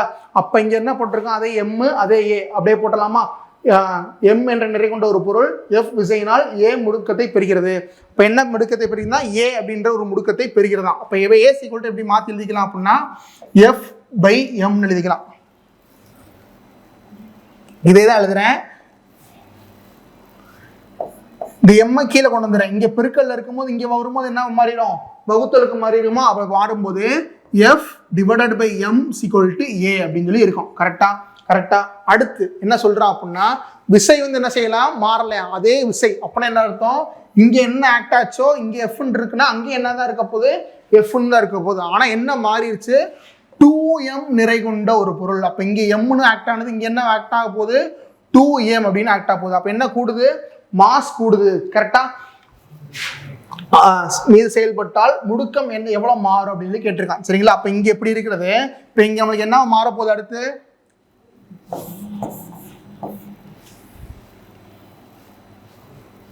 கண்டிஷன் பிரகாரம் என்ன மாற போகுது அப்படின்னாக்கா F அதே விசை. சரிங்களா? விசையில எந்த விதமான மாற்றமும் இல்லை, அதனால அப்படியே போட்டேன். அதே விசைன்னு போட்டிருக்கான், அதனால அதே இது போட்டாச்சு. டிவைடட் பை என்ன போட்டிருக்கான்? இங்க 2m போட்டிருக்கானா, அதனால நான் இங்க என்ன போட்டுக்கிறேன் அப்படின்னா 2m அப்படின்னு போட்டுக்கிறேன். கரெக்டா? என்ன கேட்டிருக்கான்? புதுசா வரக்கூடிய முடுக்கம் என்னன்னு கேட்டிருக்கான். சரிங்களா? புதுசா வரக்கூடிய முடுக்கம்னால நான் என்ன மார்க் பண்ணிக்கிறேன் அப்படின்னா AN அப்படின்னு சொல்லி மார்க் பண்ணிக்கிறேன். உங்களுக்கு புரியணுன்றக்காண்டி என்ன மார்க் பண்ணிக்கிறேன் அப்படின்னா AN அப்படின்றத மார்க் பண்ணிக்கிறேன். இதே மாதிரி தான் போன சமயம் என்ன பார்த்தோம்? இப்போ இந்த F/m அப்படின்றது நம்ம என்ன எழுதலாம்? ஏன்றது எழுதலாமா? இங்க பாருங்க F/m அப்படியே இருக்கா, அதுக்கு நம்ம என்ன எழுதலாம்? A அப்படின்றத இங்க நோட் பண்ணலாமா? அப்போ 1/2 அப்படியே எழுதிடுறேன். இந்த F/m க்கு பதிலா என்ன எழுதலாம்? இங்க ஒரு F/m என்ன கண்டுபிடிச்சு வச்சிருக்க? ஏன்றது கண்டுபிடிச்சு வச்சிருக்கியா? அப்ப இன்டு A AN. அப்போ புதுசா வரக்கூடிய முடுக்கம் எப்படி இருக்கும்? பழைய முடுக்கத்துல AN A/2 அப்படின்னு சொல்லி இருக்குமா? புரிஞ்சு என்ன சொல்றேன்னு? புதுசா வரக்கூடிய முடுக்கம் எப்படி இருக்கும்? பழைய முடுக்கத்துல பாதி தான் இருக்கும். இப்போ ஆப்ஷனை பாருங்க எப்படி இருக்கும்னு. A/4 இருக்குமா? 2A இருக்குமா? A/2 இருக்குமா? A இருக்குமா? A/2 முடுக்கத்துல பாதி இருக்கும். ஓகேங்களா? அடுத்த விஷயம் போலாமா? அடுத்து a cyclist performing uniform circular motion. முன்னாடி நம்ம படிச்சோம்ல, சீரான வட்ட இயக்கம். முன்னாடி நம்ம படிச்சோம், ஞாபகம் இருக்கா? ஒரு இயக்கம் இருக்கும், அந்த பொருள் வட்ட இயக்கத்துல இருக்கு. சீரான வட்ட இயக்கத்துல இருக்குன்னா என்ன அர்த்தம்? அதோட ஸ்பீடு மாறாம ஆரம்பத்துல இருந்து முடிவு வரைக்கும் ஒரே ஸ்பீட்ல நகர்ந்துகிட்டே இருக்கு அப்படிதான் அர்த்தம். சரிங்களா? அடுத்து throws an apple in this direction. the apple moves on. அதாவது ஒரு சைக்கிளிஸ்ட் சீரான வட்ட வேகத்தில் ஒரு மிதிவண்டி வீரர் ஒரு ஆப்பிளை தனது திசையில் எறிந்தால். சரிங்களா? என்ன செஞ்சுட்டு இருக்காரு அப்படின்னா, ஒரு மிதிவண்டிக்காரரு இப்படி வட்ட விசை இருக்குன்னா வட்ட இயக்கத்துல இங்க ஒரு சுத்திக்கிட்டே இருக்காரு. சரிங்களா? திடீர்னு இங்கனக்குள்ள எங்கேயோ ஒரு இடத்துல என்ன செய்யறாரு? தன்னோட கையில இருந்த ஆப்பிள் என்ன செய்யறாரு? இப்படி தூக்கி போறாரு. சரிங்களா? தூக்கி போடும்போது எப்படி போயிருக்கும்? அதோட டைரக்ஷன் ஸ்ட்ரெயிட்டா தானே போயிருக்கும். இது எப்படி இருக்கு? நம்ம பழசுல முன்னாடி படிச்சோம்ல, இந்த மாதிரி லைன் போடும்போது அது எப்படி இருக்கும்? டைரக்ஷன் பார்க்கும்போது தொடுகோடா இருக்கும். அதாவது எந்த புள்ளியில இருந்தாலும் சரி, அந்த புள்ளியில் எங்கிருந்து தூக்கி போறாரோ அந்த புள்ளியில இருந்து எப்படி இருக்கும்? அது தொடுகோடா இருக்கும். டான்ஜென்டியல் பாத் அப்படின்னு இருக்குமா? போன வருஷம் நம்ம படிச்சோம்ல, அதே தான் இங்கேயும் கொடுத்துருக்காங்க. தொடுகோடு பாதையில் இருக்கும். புரிஞ்சு என்ன சொல்றேன்னு? இப்போ இங்கே போயிட்டு இருக்காரு. இப்போ இங்கே ஒரு ஆப்பிள் இங்கேருந்து தூக்கி எறிஞ்சு அப்படி போகும், அப்படி தானே போகும். அப்போ என்ன பாதையில் இருக்கு? தொடுகோடு பாதையில் இருக்கு. ஒரு சர்க்கிளுக்கு ஒரு லைன் லைட்டாக அப்படி தொட்ட மாதிரி போச்சுன்னா அது என்னன்னு சொல்லுவாங்க அப்படின்னா டான்ஜென்டியல் லைன், டான்ஜென்ட் லைன் அப்படி, அதாவது தொடுகோடு அப்படின்றத சொல்லிடுவாங்க. சரிங்களா? அடுத்த கொஸ்டின் போலாமா? ஓகே, அடுத்த கொஸ்டின் பாருங்க.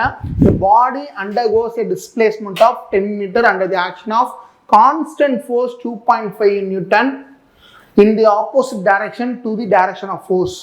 What will be the work done in the action of force? சரிங்களா? என்ன கேட்டிருக்கான் அப்படின்னா எவ்வளவு வேலை நடந்திருக்கு அப்படின்னு கேட்டிருக்கான். அதாவது 2.5 நியூட்டன் விசைக்கு எதிர் திசையில் ஒரு பொருள் 10 மீட்டர் இடப்பெயர்ச்சி அடைந்தால். சரிங்களா? 10 மீட்டர் என்ன செய்யுது? இடப்பெயர்ச்சி அடைதான். எவ்வளவு விசை கொடுத்துருக்கான்? 2.5 நியூட்டன் என்ன செஞ்சிருக்கான்? விசை கொடுத்துருக்கான். சரிங்களா? ஒரு பொருள் இருக்கு, ஒண்ணுமில்ல, ஒரு டேபிளே இருக்குன்னு வச்சுக்கோங்களேன். கரெக்டா? ஒரு டேபிளே இருக்குன்னு வச்சுக்கோங்க. இந்த டேபிளுக்கு என்ன செய்யறேன் அப்படின்னா, டேபிள் நகர்த்துறதுக்காண்டி ஒரு விசை கொடுக்குறேன். அது எவ்வளோ விசை அப்படின்னாக்கா 2.5 நியூட்டன் விசை கொடுக்குறேன். கரெக்டாக 2.5 நியூட்டன் ஒரு விசை கொடுக்குறேன். இந்த கொடுத்த உடனே அந்த டேபிள் வந்து எப்படி இடப்பெயர்ச்சி அடைதான், எதிர் திசையில் இடப்பெயர்ச்சி அடைதான். நான் கொடுக்குற திசை வேற, இந்த டேபிள் மூவ் ஆகிற திசை வேற, சரிங்களா? அந்த மாதிரி என்ன செஞ்சிருக்கு, எதிர் திசையில இடைப்பெயர்ச்சி அடைஞ்சிருக்கு. எவ்வளவு தூரம் இடைப்பெயர்ச்சி அடைஞ்சிருக்கு? இப்போ இங்க இருக்க டேபிள் வந்து எவ்வளவு தூரம் நகண்டு வந்திருக்கு அப்படின்னா 10 மீட்டர் நகன்று வந்திருக்கு. ஓகேங்களா? எவ்வளவு தூரம் நகன்று வந்திருக்கு? 10 மீட்டர் இடைப்பெயர்ச்சி அடைந்தால் செய்யப்பட்ட வேலை என்ன? முதல் நம்மளுக்கு ஃபார்முலா தெரிஞ்சிருக்கணும். ஒர்க் ஈக்குவல் டு என்ன ஃபார்முலா அப்படின்னாக்கா ஒர்க், அதாவது வேலை ஈக்குவல் டு என்ன ஃபார்முலா அப்படின்னா ஃபோர்ஸ் இன்டு டிஸ்பிளேஸ்மெண்ட், விசை இன்டு இடைப்பெயர்ச்சி. எழுதிக்கங்க தமிழ்ல.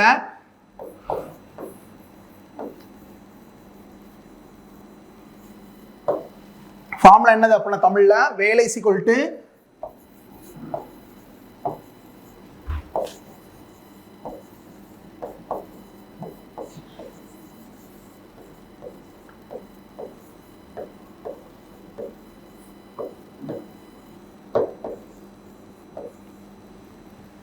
வேலை ஈக்குவல் டு விசை இன்ட்டு இடப்பெயர்ச்சி. இது ஃபார்முலா, சரிங்களா? நம்மளுக்கு அப்படியே கொடுத்துருக்கோம். அப்படியே என்ன செஞ்சிடலாம், டைரக்டா எடுத்து ஃபார்முலா போட்டுடலாம். இதுல முக்கியமான விஷயம் நம்ம என்ன மட்டும் பார்க்கணும் அப்படின்னா, நான் கொடுத்த விசைக்கு அது எப்படி செயல்பட்டு இருந்திருக்கு, ஆப்போசிட்டா செயல்பட்டு இருந்திருக்கு. அதாவது நீங்க கொடுத்துருக்கான் மூவ்ஸ் இன் ஆப்போசிட் டைரக்ஷன். நான் கொடுக்குற விசைக்கு அது என்ன செயல்பட்டு இருக்கு, நான் இங்கிட்டு விசை கொடுத்தா தலைவன் டேபிள் எப்படி நகர்ந்துருக்கான், ஆப்போசிட்டா நகர்ந்துருக்கான், சரிங்களா? அப்படின்றப்ப இங்க விசைய அப்ப என்னோட டிஸ்பிளேஸ்மெண்ட் எப்படி நடந்திருக்கும் அப்படின்னாக்கா மைனஸ்ல இருந்திருக்கும், சரிங்களா? அப்ப நான் கொடுக்குற விசைக்கு என்ன நடந்திருக்கு, ஆப்போசிட்ல நடந்திருக்கு. அப்ப நாங்க 2.5 நியூட்டன் போடும்போது என்ன போட்டுறேன் அப்படின்னாக்கா -2.5. ஆப்போசிட்னால தான் இந்த சிம்பிள் மைனஸ்ன்றது. இல்லை அப்படின்னா நமக்கு போட தேவையில்ல, மைனஸ்ன்றது போட தேவையில்லை, சரிங்களா? -2.5 இன்ட்டு இடைப்பெயர்ச்சி எவ்வளோ நடந்திருக்கு அப்படின்னாக்கா 10 மீட்டர் போட்டலாமா? 10 மீட்டர் போட்டலாம். போட்டால் நமக்கு என்ன வந்துடும், -25 வந்துடும். கரெக்டா? -25 வந்துடும். ஓகே, இப்போ ஒர்க்கக்கூடிய எஸ்ஐ யூனிட் என்னது, வேலை அப்படின்றதுக்குரிய எஸ்ஐ யூனிட் என்ன அப்படின்னாக்கா ஜூல். ஷார்ட் நம்ம என்ன லெட்டர்ல சொல்லுவோம் அப்படின்னா ஜே அப்படின்ற லெட்டர் சொல்லுவோம். இதான் அதோடைய எஸ்ஐ யூனிட், சரிங்களா? இப்போ -25 இன்ட்டு ஜே, இந்த ஜூல் அப்படின்னு சொல்லலாம். அல்லது ஃபோர்ஸுக்குரிய யூனிட் என்னது நியூட்டன் அப்படின்றது வந்து ஃபோர்ஸுக்குரிய எஸ்ஐ யூனிட், டிஸ்பிளேஸ்மெண்ட்டுக்குரிய எஸ்ஐ யூனிட் வந்து மீட்டர், சரிங்களா? அப்ப அல்லது என்ன போடலாம், ஆர் நியூட்டன் இன்ட்டு மீட்டர் அப்படிங்குள்ள போடலாம். ரெண்டுமே என்னது எஸ்ஐ யூனிட் தான். ஆனா ஒர்க் அப்படின்னு கேட்டாங்களா என்ன யூனிட் யூஸ் பண்ணணும், ஜூல் யூஸ் பண்ணலாம், இது யூஸ் பண்ணலாம். நம்மளுக்கு ஆப்ஷன்ல எது இருக்கோ அதை பார்த்து நீங்க போட்டுக்கலாம், ஒன்றும் பிரச்சனை இல்லை, சரிங்களா? அப்ப நம்மளுக்கு என்ன வந்துருச்சு, -25 ஜூல் வந்துருச்சா? ஆப்ஷன் இருக்கான்னு பாருங்க, -25 ஜூல் இருக்கா? அப்படியே அடிச்சுட்டு அடுத்த கொஸ்டின் போயிட வேண்டியதான், ஈஸி.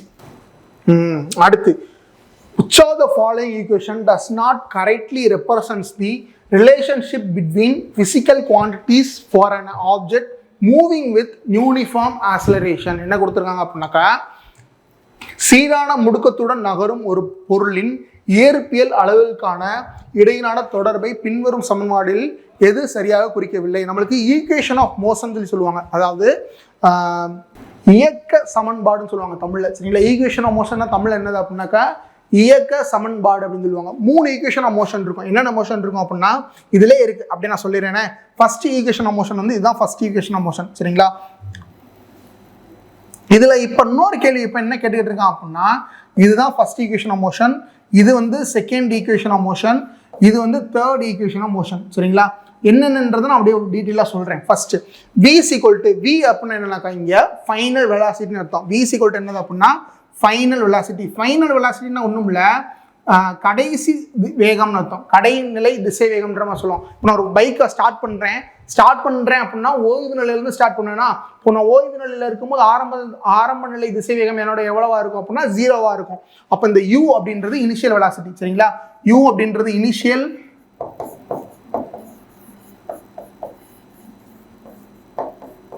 u அப்படின்றது இனிஷியல் வெலாசிட்டி, v அப்படின்றது ஃபைனல் வெலாசிட்டி, சரிங்களா? இப்போ நான் ஒரு பைக்கை வண்டி எடுத்து ஸ்டார்ட் பண்ணுறேன்னு வச்சுங்களேன், நான் ஆரம்ப நிலையில் என்னோட வெலாசிட்டி எவ்வளோ இருக்கும், 0வா இருக்கும். அப்போ என்னோட இனிஷியல் வெலாசிட்டி அந்த ஒவ்வொரு கேஸை பொறுத்து மாறும் சரிங்களா. உங்களுக்கு புரிஞ்சிருக்காண்டி சொல்கிறேன்.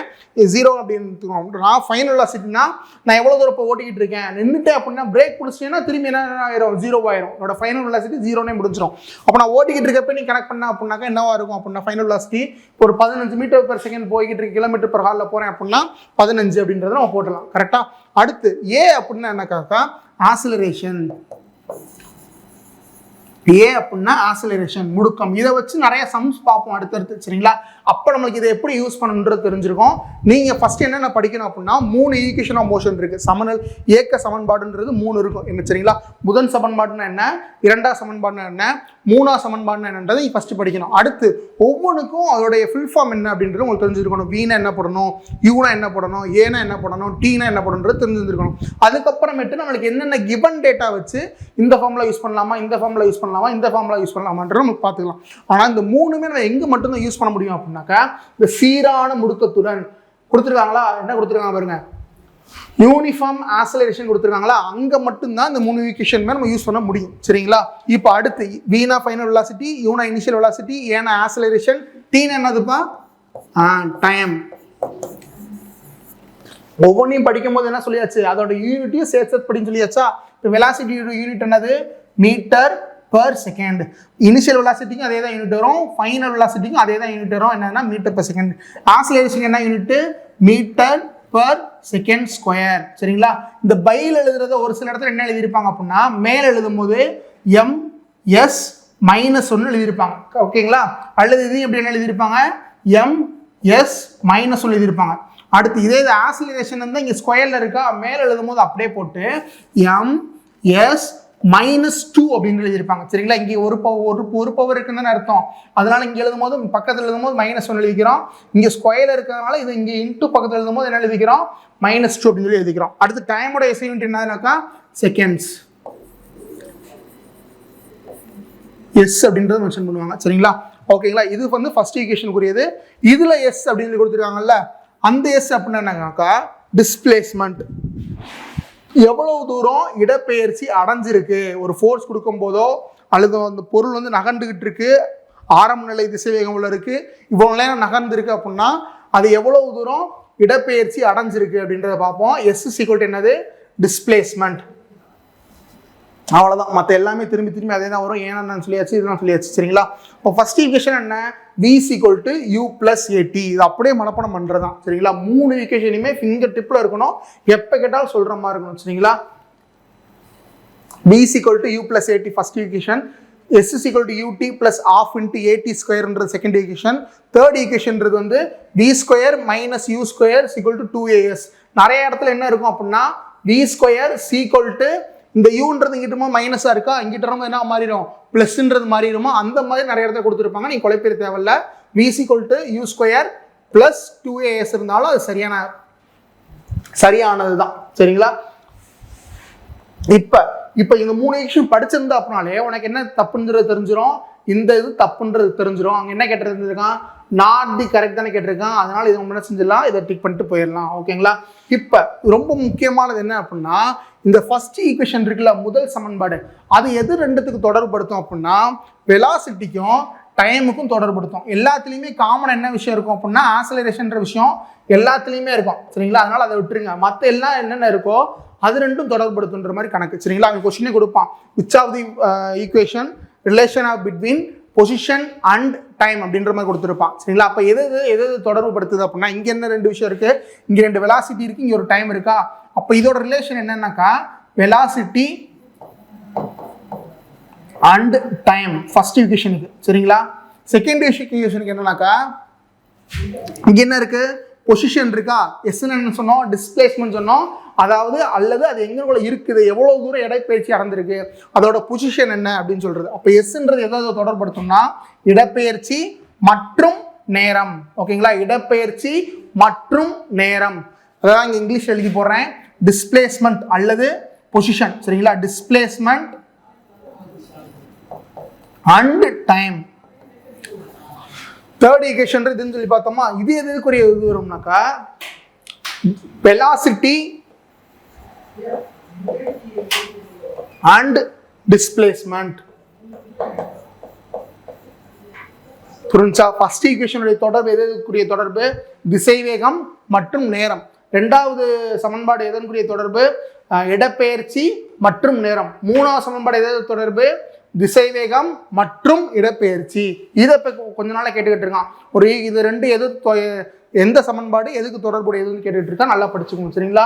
இப்போ இதோட ஆப்ஷன் வந்து பி. ஏன்னா இது நம்மளுக்கு என்ன கிடையாது, இப்படி ஒரு ஈக்குவேஷனே கிடையாது, நாட்டுன்னு தான் கேட்டிருக்கான். இப்போ ஆன்சர் பி. ஓகேங்களா. அடுத்த விஷயம் போலாமா?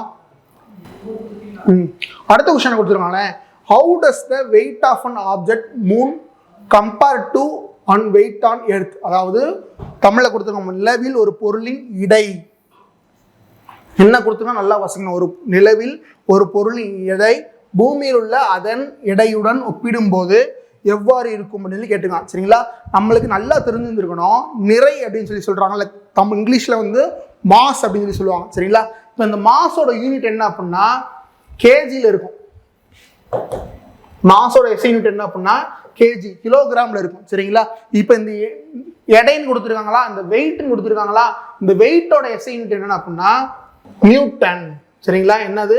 நியூட்டன். நியூட்டன் போடுறோமா, இந்த வெயிட் ஆனது ஒவ்வொரு இடத்துலையும் இந்த கிராவிடேஷனல் ஃபோர்ஸ் வச்சு மாறக்கூடிய ஒன்று தான் என்னது?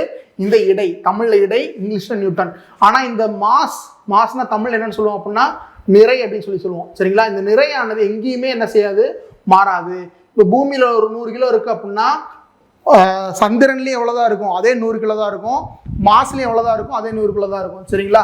ஆனா இந்த வெயிட்ன்றது ஒவ்வொரு கிராவிடேஷனல் ஃபோர்ஸை வச்சும் மாறிக்கிட்டே இருக்கும் சரிங்களா.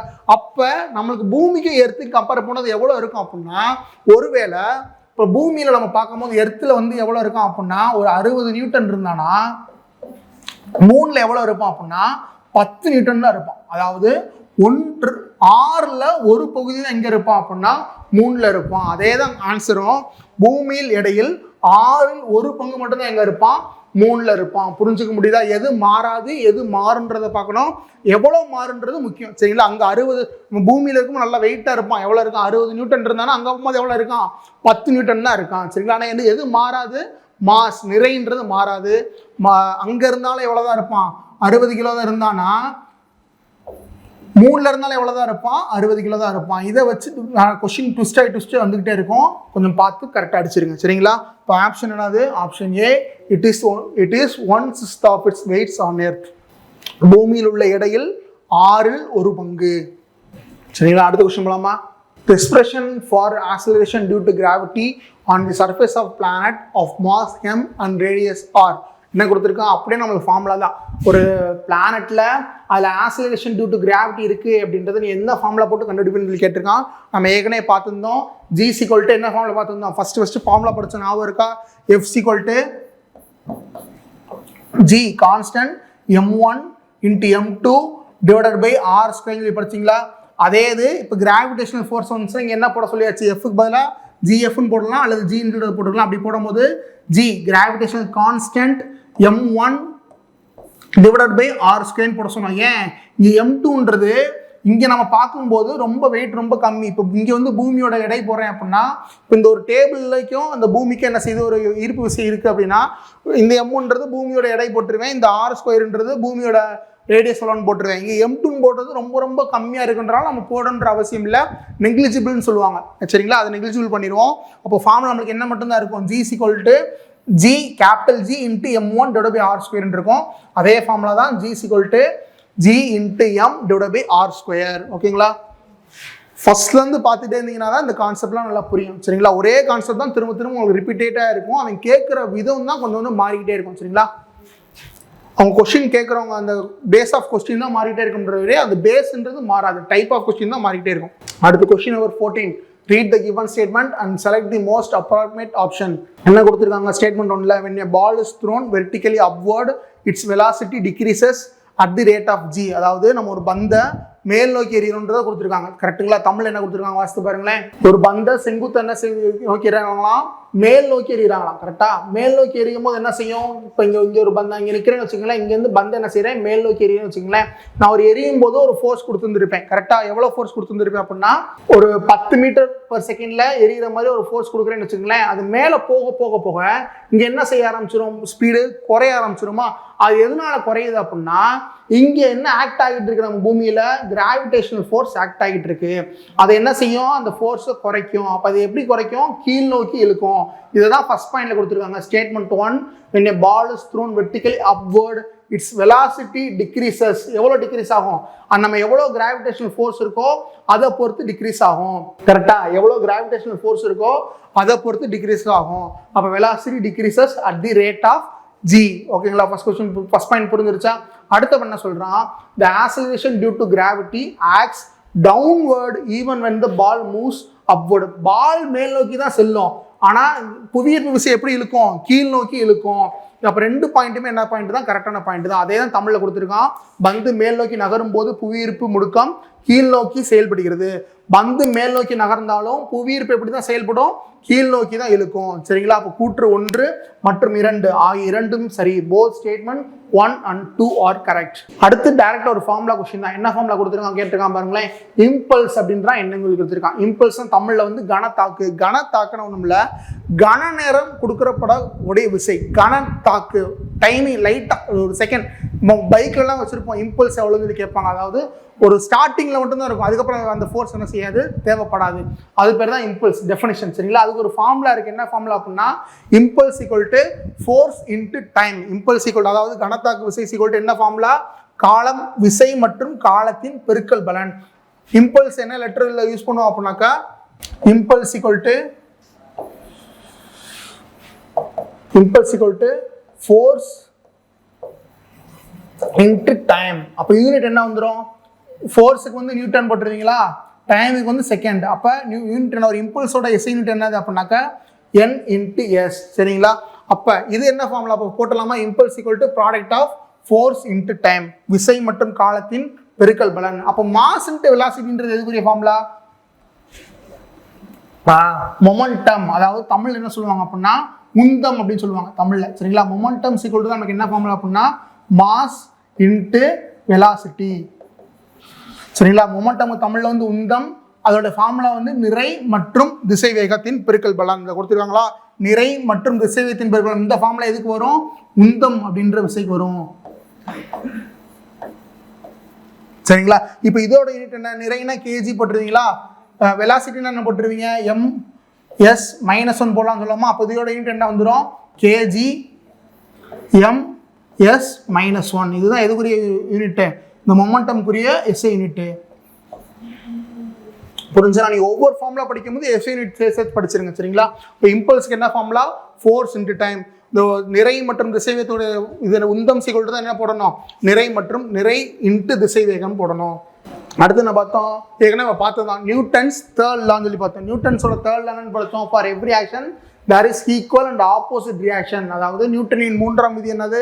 எல்லா விசைக்கும் எதிர் விசை இருக்குன்னு சொல்லி படிச்சிருப்போமா? அதே தான் இங்கே பாருங்களேன். இப்போ இந்த ஆப்ஷன்ல எது வந்து அப்படி செயல்படலை அப்படின்னு சொல்லி கேட்டிருக்காங்க. சரிங்களா? ஏற்கனவே உதாரணம் அல்ல அப்படின்னு சொல்லி கேட்டிருக்காங்க. அப்போ நம்ம இது படிக்கும் போது 3 இதுக்கும் உதாரணம்ன்றது நீங்க படிச்சிருந்துருக்கணும். சரிங்களா? நம்ம பஸ்ல போயிட்டு இருக்கும்போது அதோட திசையிலே போயிட்டு இருப்போம், திடீர்னு பிரேக் அடிச்சா நம்ம பின்னோக்கி வருவோம் தெரியுமா? இது வந்து எதோட உதாரணம் அப்படின்னாக்கா நியூட்டன்ஸ் ஃபர்ஸ்ட் லா அப்படிக்கூடிய உதாரணம். சரிங்களா? செகண்ட் லா கூடிய உதாரணம் நம்ம இங்கே கொஸ்டின் ஒன்று பார்த்தோம். என்ன பார்த்தோம்? கார் வேகம் எடுப்பது சொல்லி பார்த்தோமா? அது வந்து என்ன உதாரணம்? செகண்ட் லா கூடிய உதாரணம். நிறைய உதாரணம் வந்து தேர்ட் லாக் இருக்கும். தேர்ட் லாக் என்னென்ன உதாரணம் போட்டிருக்காங்க பாருமே. இப்போ நாட் அப்படின்னு கொடுத்துட்டாங்க. அப்போ இது மட்டும் தான் உதாரணம் இல்லைன்னு அர்த்தம். அப்போ மீதி 3மே என்ன உதாரணம்? இந்த நியூட்டன்ஸ் தேர்ட் லா கூடிய உதாரணம். என்னென்ன உதாரணம் கொடுத்துருக்காங்க? Rocket rising upward as gases are expelled downward. அதாவது ஒரு ராக்கெட் வந்து மேல் நோக்கி எழும்பும் போது அந்த உள்ள இருக்க கேஸ்லாம் என்ன செய்யுது? கீழே இருந்து அப்படியே தள்ளுது அவங்களுக்கு. இதை தான் என்ன சொல்றாங்க அப்படின்னா 3ஆம் விதி. For every action there is equal and opposite reaction. இது ஒன்று மேல் நோக்கி போச்சு அப்படின்னா இதுக்கு ஆப்போசிட்ல ஒன்று என்ன நடக்குது? கீழ் நோக்கி தள்ளுது. இது நடக்குது. அதனால என்ன வந்துடும்? இது வந்து தேர்ட் லாக்குரிய எக்ஸ்பிளனேஷன் தான், அதாவது எக்ஸாம்பிள் தான். அடுத்து என்ன கொடுத்துருக்காங்க? a gun moving backward after firing a bullet. நம்ம ஒரு துப்பாக்கியில் சுடும்போது சுட்டதுக்கு அப்புறமேட்டு நம்ம கை பின்னோக்கி இழுக்குதுல, இது என்னன்னு சொல்றாங்க அப்படின்னா தேர்ட் லாக்குரிய டெஃபினிஷன் சொல்லலாம். ஏன்னா நீ முன்னாடி தான் சுடுற, விடுற, அதுக்கு ஆப்போசிட்டாக ஈக்குவல் என்ன செய்யுது, உன்னுடைய கை பின்னோக்கி செயல்படுது. அதனால தான் இது இங்கே ஒரு ஆக்ஷன் நடக்குது, இங்கே ரியாக்ஷன்றது அதுக்கு ஆப்போசிட்டாக நடக்குது. எவ்வளோ மேக்னிடியூடு, எவ்வளோ விசை நீ இங்கே ஏற்படுதோ அதே விசை இங்கேயும் ஏற்படும். சரிங்களா, இதுதான் தேர்ட்ல சொல்லும். இப்போ இதுவும் எதுக்குரிய எக்ஸாம்பிள் தான், தேர்ட்ல கூடிய எக்ஸாம்பிள் தான். அடுத்து ஃபோர்த் என்ன கொடுத்துருக்காங்க பாருமே, ஒரு குதிரை வண்டியை இழுப்பது. குதிரை முன்னாடி போகும்போது வண்டி பின்னாடி இழுத்துட்டே போதா. அப்போ இது மூணுமே எதுக்குரிய எக்ஸ்பிளனேஷன் தான், நியூட்டன் தேர்ட்ல கூடிய எக்ஸ்பிளனேஷன் தான். அப்போ எது இல்லை, ஒரு stone dropping freely downward to the ground, அதாவது ஒரு கல் தரையை நோக்கி தடையின்றி விழுவுது. ஒரு கல் அப்படியே மேலேருந்து கீழ் நோக்கி எந்த ஒரு தடையுமே இல்லை, அப்படி விழுந்துக்கிட்டே இருக்கு. அப்போ அது எதுக்கு வரும் அப்படின்னா யூனிஃபார்ம் ஆக்சிலரேஷன் கூட வரும். என்ன தமிழ் அப்படின்னாக்கா சீரான முடுக்கத்துக்கான எக்ஸாம்பிள் தான் என்னது, ஒரு கல் தரையை நோக்கி தடையின்றி விழுகுது. அப்போ மேலேருந்து கீழே வரைக்கும் என்ன கூடாது, அதோடைய ஸ்பீடு கூடுமே ஒழிய அதோடைய ஆக்சிலரேஷன்றது மாறாது. கிராவிடேஷனல் ஜிசி கூட 9.8 m/s² படிக்கிறோம் இல்லையா, அதே தான் ஆரம்பத்துலேருந்து முடிவு வரைக்கும் இருக்கும். அப்போ சீரான முடுக்கத்துக்கு எக்ஸாம்பிள் தான் என்னது, ஸ்டோனே தவிர இந்த நாட்டன் எக்ஸாம்பிள் நியூட்டனோட தேர்ட் லாக்கு இது எக்ஸாம்பிள் கிடையாது. அவன் நாட்டன் தான் கேட்டிருக்கான். அப்போ ஆப்ஷன் ஏ. அடுத்து which of the following statement is correct about the force. ஃபோர்ஸில் கொடுக்கப்பட்ட ஸ்டேட்மெண்ட்டில் எது கரெக்ட்னு கேட்டிருக்காங்க. சரிங்களா, ஃபோர்ஸ் ஈக்குவல் டு ஃபார்முலா நமக்கு என்ன தெரியும், force equal to mass into ஆக்சலரேஷன்ன்றதை படிச்சிருப்பீங்க. சரிங்களா, ஆக்சலரேஷன் ஈக்குவல் டு என்ன ஃபார்முலா நம்மளுக்கு தெரியும், acceleration equal to velocity by time அப்படி படிச்சிருப்பீங்க. கரெக்டாக, வெலாசிட்டி ஈக்குவல் டு என்ன ஃபார்முலா நம்மளுக்கு தெரியும், டிஸ்பிளேஸ்மெண்ட் பை டைம் சொல்லி படிச்சிருப்பீங்க. ஏற்கனவே நம்ம படிச்சிருந்தோமா, இந்த வெக்டார் குவான்டிட்டி என்ன, ஸ்கேலார் குவான்டிட்டி என்ன சொல்லி படிச்சோமா. வெக்டார் குவான்டிட்டி என்னது, அதில் டைரக்ஷன் இருக்கும், மேக்னிடியூடு இருக்கும், எண்ணியல் அலகு இருக்கும், திசையும் இருக்கும். அது அளவு மட்டும் இருக்காது, அது என்ன திசையில் ஆக்ட் ஆகுதுன்னு ரெண்டு விஷயத்தையுமே சொல்லிச்சுன்னா அது என்ன குவான்டிட்டின்னு படித்தோம், வெக்டார் குவான்டிட்டி படித்தோம். ஸ்கேலார் குவான்டிட்டி என்னன்னு படித்தோம், ஒன்லி டைரக்ஷன் மட்டும் இருக்குன்னு சொல்லி படித்தோமா. ஒன்லி மேக்னிடியூட் மட்டும் இருக்கும்.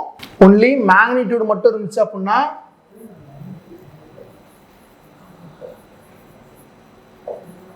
அது ஸ்கேலார் குவான்டிட்டி. இங்க என்னென்ன இருக்கும், டைரக்ஷனும் இருக்கும், மேக்னிடியூடும் இருக்குன்னு படிச்சோம். கரெக்டா, இங்க பாருங்களேன், இங்க டிஸ்பிளேஸ்மென்ட் போட்டாச்சு. டிஸ்பிளேஸ்மென்ட் உங்களுக்கு என்ன சொல்லியாச்சு, டைரக்ஷன் சொல்லியாச்சு. இப்போ வெலாசிட்டில என்ன வந்துடும், டைரக்ஷன் வந்துடும். ஆக்சிலரேஷன்ல என்ன வந்துடும், டைரக்ஷன் வந்துடும். அப்போ அதை அடுத்து இங்கே அப்ளை பண்ணும்போது இந்த ஃபோர்ஸுக்கு என்ன வந்துடும், டைரக்ஷன் வந்துடும். அப்போ உனக்கு என்ன தெரிஞ்சிருச்சு, force is a vector quantity தெரிஞ்சிருச்சு. ரெண்டு ஆப்ஷன் இருக்கு.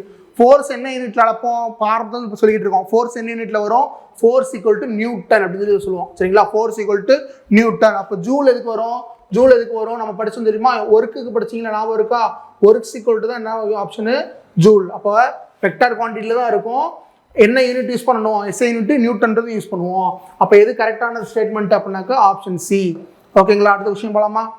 If a constant force of 10 Newton moves an object 5 meter in the same direction of force, அங்க என்ன படிச்சீங்க, ஆப்போசிட் டைரக்ஷன் ஆஃப் ஃபோர்ஸ், அதனால மைனஸ்ல போட்டோம். இங்க என்ன போட்டான், சேம் டைரக்ஷன் ஆஃப் ஃபோர்ஸ். அப்படின்னு என்ன அர்த்தம் அப்படின்னா ஒரு கான்ஸ்டன்ட்டா ஒரு 10 நியூட்டன் ஃபோர்ஸ் கொடுக்குறேன். சரிங்களா, ஒரு ஒரு ஒரு பொருள் இருக்கு. கரெக்டா, அதுல நான் என்ன கொடுக்குறேன் அப்படின்னா ஒரு 10 நியூட்டன் ஃபோர்ஸ் கொடுக்குறேன். அப்ப அது எப்படி நகருது அப்படின்னா சேம் டைரக்ஷன் ஆஃப் ஃபோர்ஸ். நான் என்ன இந்த திசையில கொடுத்தேன்னா பொருள் எனக்கு என்ன நகருது, இதே திசையில நகருது. கரெக்டுங்களா, தமிழ் என்ன கொடுத்துருமாருமே, விசை ஒரு பொருளை விசை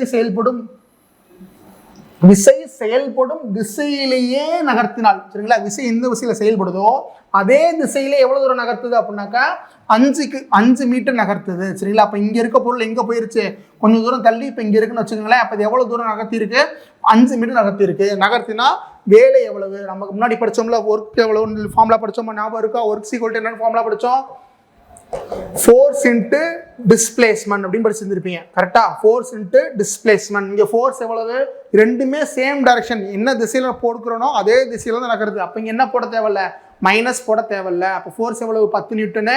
டிஸ்பிளேஸ்மெண்ட் எவ்வளவு தூரம் நகர்ந்துருக்கு, இடப்பெயர்ச்சி எவ்வளவு நடந்திருக்கு, 5 மீட்டர். அப்படியே போட்டோம்னா மல்டிப்ளை பண்ணா என்ன வந்துடும், 50ன்னு வந்துடும். இப்போ ஒர்க்கோட யூனிட் என்ன, ஏற்கனவே நம்ம பார்த்ததா, ஒர்க்கோட யூனிட் என்ன, ஜூல். Very good. அப்போ அதை அப்படியே போட்டோம்னா அப்படின்னாக்கா மல்டிப்ளை பண்ணா 50 ஜூல்.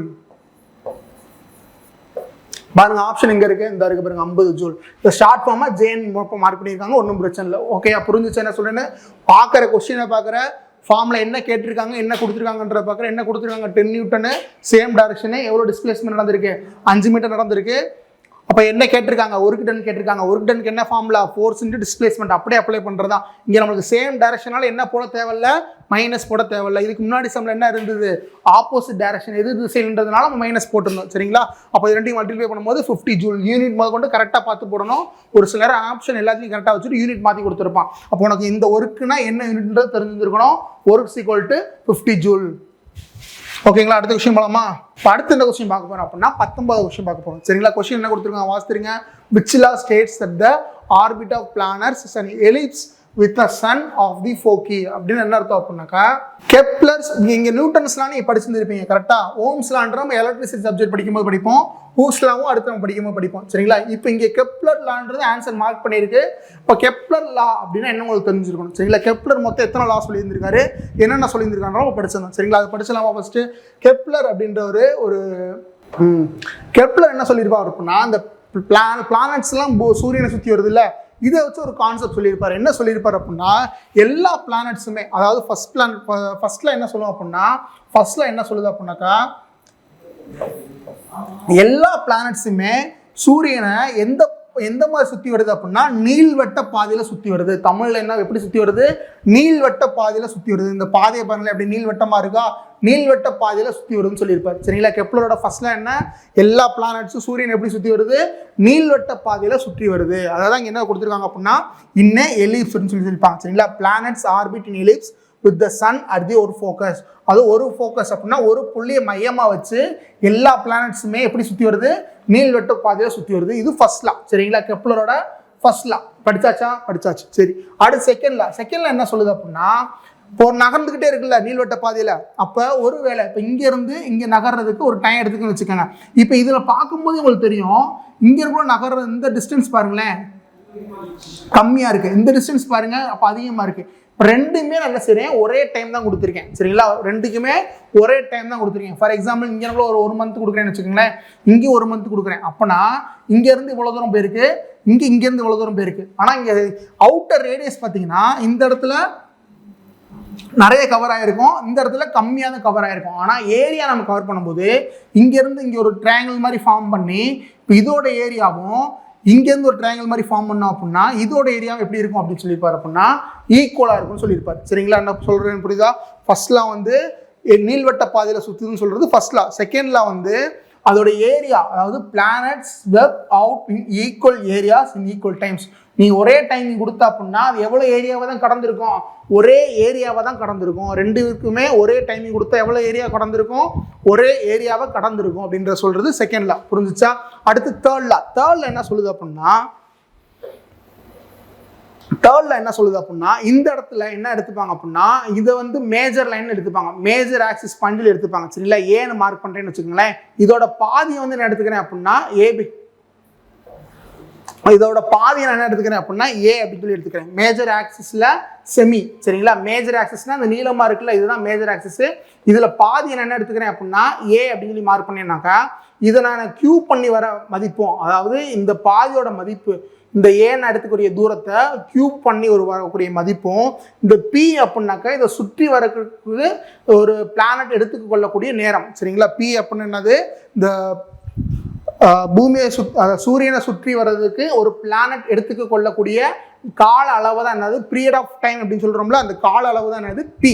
சரிங்களா, இந்த கால அளவை நான் ஸ்கொயர் பண்ணி இந்த செமி ஆக்சிஸோடைய செமி ஆக்சிஸ் சொல்லி போட்டிருக்கீங்கல்ல, இந்த ஏவோட மதிப்பை கியூ பண்ணினா ரெண்டுமே எப்படி இருக்கும் அப்படின்னா டைரக்ட்லி ப்ரொபோர்ஷனலாக இருக்கும். எப்படி இருக்கும், டைரக்ட்லி ப்ரொபோர்ஷனலாக இருக்கும். சரிங்களா, ஃபர்ஸ்ட்ல என்ன சொல்லுது, எல்லா பிளானட்ஸுமே நீள்வட்ட பாதையில் சுற்றுதுன்னு சொல்றது ஃபர்ஸ்ட்லா. சரிங்களா, செகண்ட்ல என்ன சொல்லுது, நீ ஒரு குறிப்பிட்ட டைம் கொடுத்துட்டேன்னா அது ரெண்டுமே எப்படி கவர் பண்ணியிருக்கோம், சேம் ஏரியாவை தான் கவர் பண்ணியிருக்கோம் அப்படின்னு சொல்றது அதெல்லாம் செகண்ட் லா. தேர்ட்ல என்ன சொல்லுது அப்படின்னா, அது சுற்றி வர்றதுக்கு ஒரு காலம் எடுத்துக்கும்ல, அந்த காலத்தோட மதிப்பை நீ ஸ்கொயர் பண்ண அப்படின்னா, அந்த காலத்தோட மதிப்பை நீ வர்க்கம் எடுத்த அப்படின்னா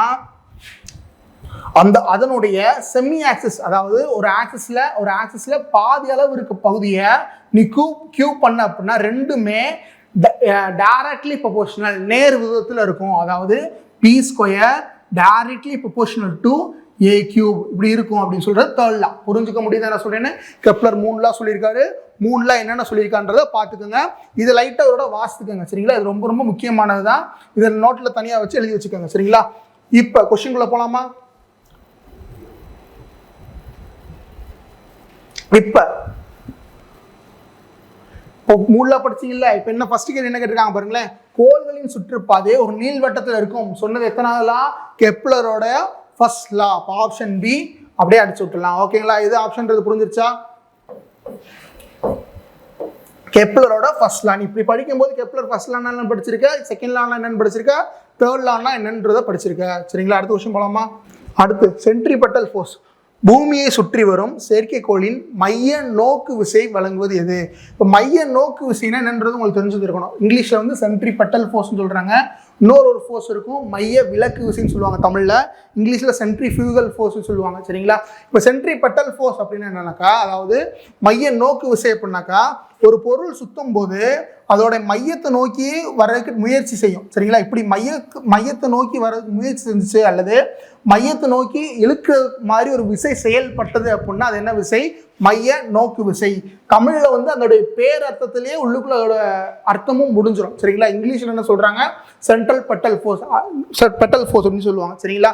அடுத்து இன்னொன்று இருக்கு, சென்ட்ரல் ஃபியூகல் ஃபோர்ஸ்னு சொல்லுவோமா, மைய விலக்கு விசை. இப்போ ஒரு ஃபோர்ஸ் சுத்தும் போது மையத்திலிருந்து விலகி செல்றதுக்கு முயற்சி எடுக்கும் சரிங்களா? இப்படி நகர்ந்துச்சு அப்படின்னாக்கா அது என்ன விசை? சென்ட்ரல் ஃபியூகல் ஃபோர்ஸ், மைய விலக்கு விசைன்னு சொல்லுவாங்க. இதுக்கு எக்ஸாம்பிள்லாம் பார்த்தீங்கன்னா நம்ம வாஷிங் மிஷின்லாம் இந்த ட்ரையர்னு சொல்லி போடுவோம் பார்த்தீங்களா? அப்போ ட்ரையர் போடும்போது என்ன ஆகும்? துணியெல்லாம் ஓரமாக போயிடும், நடுவில் கேப்பே இருக்காது, சுற்றி என்ன செஞ்சிடும்? துணி ஃபுல்லாக ஓரத்தில் ஒட்டிக்கிட்டு இருக்குமா? அப்போ என்ன ஆகுது? சுற்றும் போது தண்ணி ஃபுல்லாக மையத்துலேருந்து வெளியே வந்து அது கலெக்ட் பண்ணி நம்மளுக்கு அவுட்லெட் மூலியமா வெளியே போயிடும் சரிங்களா? இப்போ இதுக்கு எக்ஸாம்பிள் வாஷிங் மிஷினில் இருக்க நம்ம தண்ணி வெளியேற்றுற முறை சரிங்களா? இந்த இப்போ யோசித்து பாருங்க. இப்போ கொடுத்துருக்கான், என்ன கொடுத்துருக்கான்? ஒரு சென்ட்ரல் பெட்டல் ஃபோர்ஸ்னால சேட்டலைட் ஏற்பட்டுக்கிட்டு இருக்கு அப்படின்னா நடந்துகிட்டு இருக்கான் சரிங்களா? இது எதன் மூலயமா நடந்துகிட்டு இருக்கு? நம்மளுக்கு இந்த பூமியிலேருந்து ஒரு ஃபோர்ஸ் வெளியிலேருந்து கொடுத்துக்கிட்டு இருக்கோம். அதனால என்ன செய்யுது? பூமியை நோக்கி இப்படி இந்த சேட்டலைட், ஒரு பூமி இருக்கு அப்படின்னா இங்கேருந்து ஒரு கிராவிடேஷனல் ஃபோர்ஸ் வெளியே போகிறதுனால பூமியை நோக்கி பூமியை சுற்றி என்ன வந்துகிட்டே இருக்கு? சேட்டலைட் வந்துகிட்டே இருக்கு. அப்போ என்ன ஃபோர்ஸ் வெளியே போகுது? ப்ரொவைடர் என்ன ஃபோர்ஸ் கொடுக்குறோம்? வழங்குவது எது வழங்குகிறது அப்படின்னா புவியீர்ப்பு விசை. பூமியின் புவியீர்ப்பு விசை மூலமே என்ன செய்யுது? இந்த செயற்கைக்கோளானது மைய நோக்கு விசையில செயல்படுகிறது. புரிஞ்சுக்க முடியுது என்ன சொல்றேன்னு? அடுத்த விஷயம் போலாமா? அப்போ இதுல நீ 2 எக்ஸ்ட்ரா படிச்சிருக்க. என்னென்ன படிச்சிருக்க? சென்ட்ரல் பெட்டல் ஃபோர்ஸ், சென்ட்ரிபெட்டல் மைய நோக்கு விசை என்னன்னு படிச்சிருக்க, இன்னொன்று மைய விலக்கு விசைனா என்னன்றதை படிச்சிருக்க. அடுத்து என்ன பார்க்க போறோம் அப்படின்னா, which of the following is a forces is a நான் கான்டாக்ட் ஃபோர்ஸ். நான் கான்டாக்ட் ஃபோர்ஸ் என்ன அர்த்தம் தமிழ்னு பாருங்களேன். தொடர்பு இல்லாத விசை. அதாவது 2 விசைக்கும் தொடர்பே இருக்கக்கூடாது, ஆனால் அங்கே என்ன செயல்படணும்? விசை செயல்படணும் சரிங்களா? இதுக்கு நிறைய எக்ஸாம்பிள் கொடுத்துருப்பாங்க புக்கில். என்னென்ன கொடுத்துருப்பாங்க அப்படின்னா, புவியீர்ப்பு விசை கொடுத்துருப்பாங்க, எலக்ட்ரோஸ்டாட்டிக் விசை கொடுத்துருப்பாங்க, அதுக்கு அதே மாதிரி மேக்னெட்டிக்ஸ் காந்த விசை கொடுத்துருப்பாங்க. இது 2 பொருளுக்கு என்ன இருக்காது? தொடர்பு இருக்காது. ஆனால் 2 மேக்னெட் வச்சோம்னா என்ன செயல்படும்? ஒரு விசை செயல்படுது இல்லையா? அதன் அடிப்படையில் வச்சு தான் கேள்வி கேட்டிருக்காங்க சரிங்களா? இங்கே என்னென்ன கொடுத்துருக்காங்க? Frictional force. ஃப்ரிக்ஷனல் ஃபோர்ஸ்னால் எதன் மூலமா ஏற்படுத்தணும்? அங்கே பார்க்கும்போது முன்னாடி கொஸ்டின் பார்க்கும்போது என்ன படித்தோம்? ஒரு நகர்வு இருந்தால் தான் இங்கே என்ன ஏற்படும் சொல்லி படித்தோம்? ஃப்ரிக்ஷனல் ஃபோர்ஸ் ஏற்படும் சொல்லி படித்தோம். ஃப்ரிக்ஷனல் ஃபோர்ஸ் 2 பொருளுக்கு இடைப்பட்ட உராய்வு. உராய்வுனா என்ன அர்த்தம்? 2 பொருளும் தொட்டுக்கும். ஆனால் இங்கே என்ன செய்யக்கூடாது? நான் கான்டாக்ட், தொடர்பு இல்லாமல் நடைபெறணும். அப்போ என்ன வராது? உராய்வு விசை வராது. டென்ஷன் ஃபோர்ஸ் அப்படின்னா என்ன அப்படின்னா, நடுவில் ஒரு ஆப்ஜெக்ட் இருக்கும், அது 2 பக்கமும் இருந்து ஒரு ஃபோர்ஸ் செயல்படும். அது சரிங்களா? இழுவிசைன்னு சொல்லுவாங்க தமிழில் சரிங்களா? இழுவிசை.